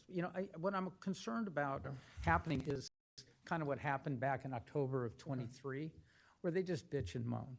I don't like this. Instead of coming and saying, okay, how can we improve this process? Take this template. Yeah, I like the idea of you guys, the subcommittee, either trying to meet with them one more time to fine tune it. My other thing that I do think with this element is, I think with what this came out and what Morris sent, there's really two components to this. One is the early communication, like before you start designing. So I think there needs to be a little differentiation in that. Well, there's no requirement in the code for that. No, but this is a guide that, like, hey, I'm the new architect. The owners are hiring me. I go knock on the doors to take pictures and see view. But I don't have any drawings. I don't have any things. I'm just trying to get the topography and surrounding. That's what Morris is talking about. They're mad enough about this. If we start adding more, they're going to start throwing things No, at us. I But think we need to differentiate the different processes. the Like, that's different the process. I big think we leave it up to the architect to do pre-design meetings. That's up to them. That's not what the code requires, and these guidelines are to deal with after they've got design, the preliminary design. If And we what- start throwing in a different level of things, they're going to be twice as mad. I mean, what this is probably, like, in an ideal mind, it's 2 to 3 weeks ahead of, like, staking going up, or when staking goes up. Right. Like, that's the time. And as a practical matter, that's when neighbors are really going to start looking at it. I mean, that's just reality. And then And my speaking last of little part to staking, this is, my only concern is D in the bottom, how issues and concerns were addressed or resolved. I'd like that to either be removed or just softened, because really it's just to identify them. The idea is that they do solve those things. But I don't want to put the pressure on the applicant team to feel like just because they've heard the neighbors, that they have to solve everything they're complaining That's about, what we're because here for. not every complaint from a neighbor is reasonable or that Again, practical. again, it's optional, but we can add there, because I'd like to invite it, say, if appropriate, blah, blah, blah, blah. How's that? Yeah, if they chose to make those things on their own, call them out, but like, Yeah, I don't I'll want say them to feel like, the way that's written, it makes them feel like they have to if desired, or if helpful, a showcase, description of how's that? yeah, showcase those changes if made. I have one other concern, I like and maybe it isn't a concern, and I think I talked to you about it, Tom. Yeah. Is there any additional impact on staff with this early neighborhood communication? It's strictly, Of course there is. is it another checkbox? So when I was reviewing, sorry, cough, the sentence where it was needed to be submitted within like a week prior to a hearing for inclusion in the staff report, that may be like that's like an additional item that we have to like obtain and then like No, incorporate you don't, into the because if they report. don't supply it, it's nothing. So you only include it if it's supplied, because it's not required. And you don't have to check and So you don't balance. you don't even have to do a box. Once it's given to you, just make it part of the agenda. You don't even have to check it. Okay. Purely voluntary. It's 100% voluntary, So let which me- means you don't have to do anything. So is this except- something that you would want though incorporated in the staff report as like an attachment? No, if they submit one, make it attached to the agenda. You don't even have to read it. Just make it attached to the agenda. If they don't supply one, it doesn't need to be said, mentioned, or anything. We'll know because it's not attached. And is the ultimate purpose of this for the new architects that don't work in Laguna much, or is Oh, it? to- yeah. I mean, It's probably more for them. I was than gonna say, Jay and the- AJ. the It's seasoned for the- ones are gonna it's do what they're for gonna those do. architects who don't do the early neighborhood meetings in town, and all the ones who don't do it out of town. So can't that be one of the many one sheets that are stacked up in the lobby That's there? exactly that kind of basically like that's say, what we here's what want. a Yeah. DDU is, Yeah. You got it. and then Like they a can fact take it or sheet, leave basically, it. And they're yeah. gonna, okay, as long as it doesn't put burden on sending, receiving, and reaching out and post, I have a question for staff. So can we change, because I thought that it was a 28-day limit for the staking, and today. you 21 said days. 21 days. Can we make it 28 days, just to add to What neighborhood? is the time period you're asking? 21 days for staking. I'm requesting that we move it to either 28 or 32 days. No, this doesn't have. days. No, We can't change that. That's code. It used to be 28 days. We lowered it. Really? Yeah. Yeah, don't- no, that's don't do code. That has to be something Yeah, approved by don't- coastal? don't- Oh, okay, never mind. Yeah, and this asks for early staking, Jessica, again, Jessica, voluntary. no. Well, just No, for. we can't go 'cause there. I'd love to neighbors- do it. Because neighbors, one of the things was that neighbors needed, or weren't being notified in time. And I so since know. we have a lot of neighbors that live here part-time or seasonally, it's, it would. You know, it's, Just it's, add it- benefits. well, But keep in everything's mind, too, it's the posted. best practices. So, you know, we're basically telling architects, if you follow this, it could be helpful to you.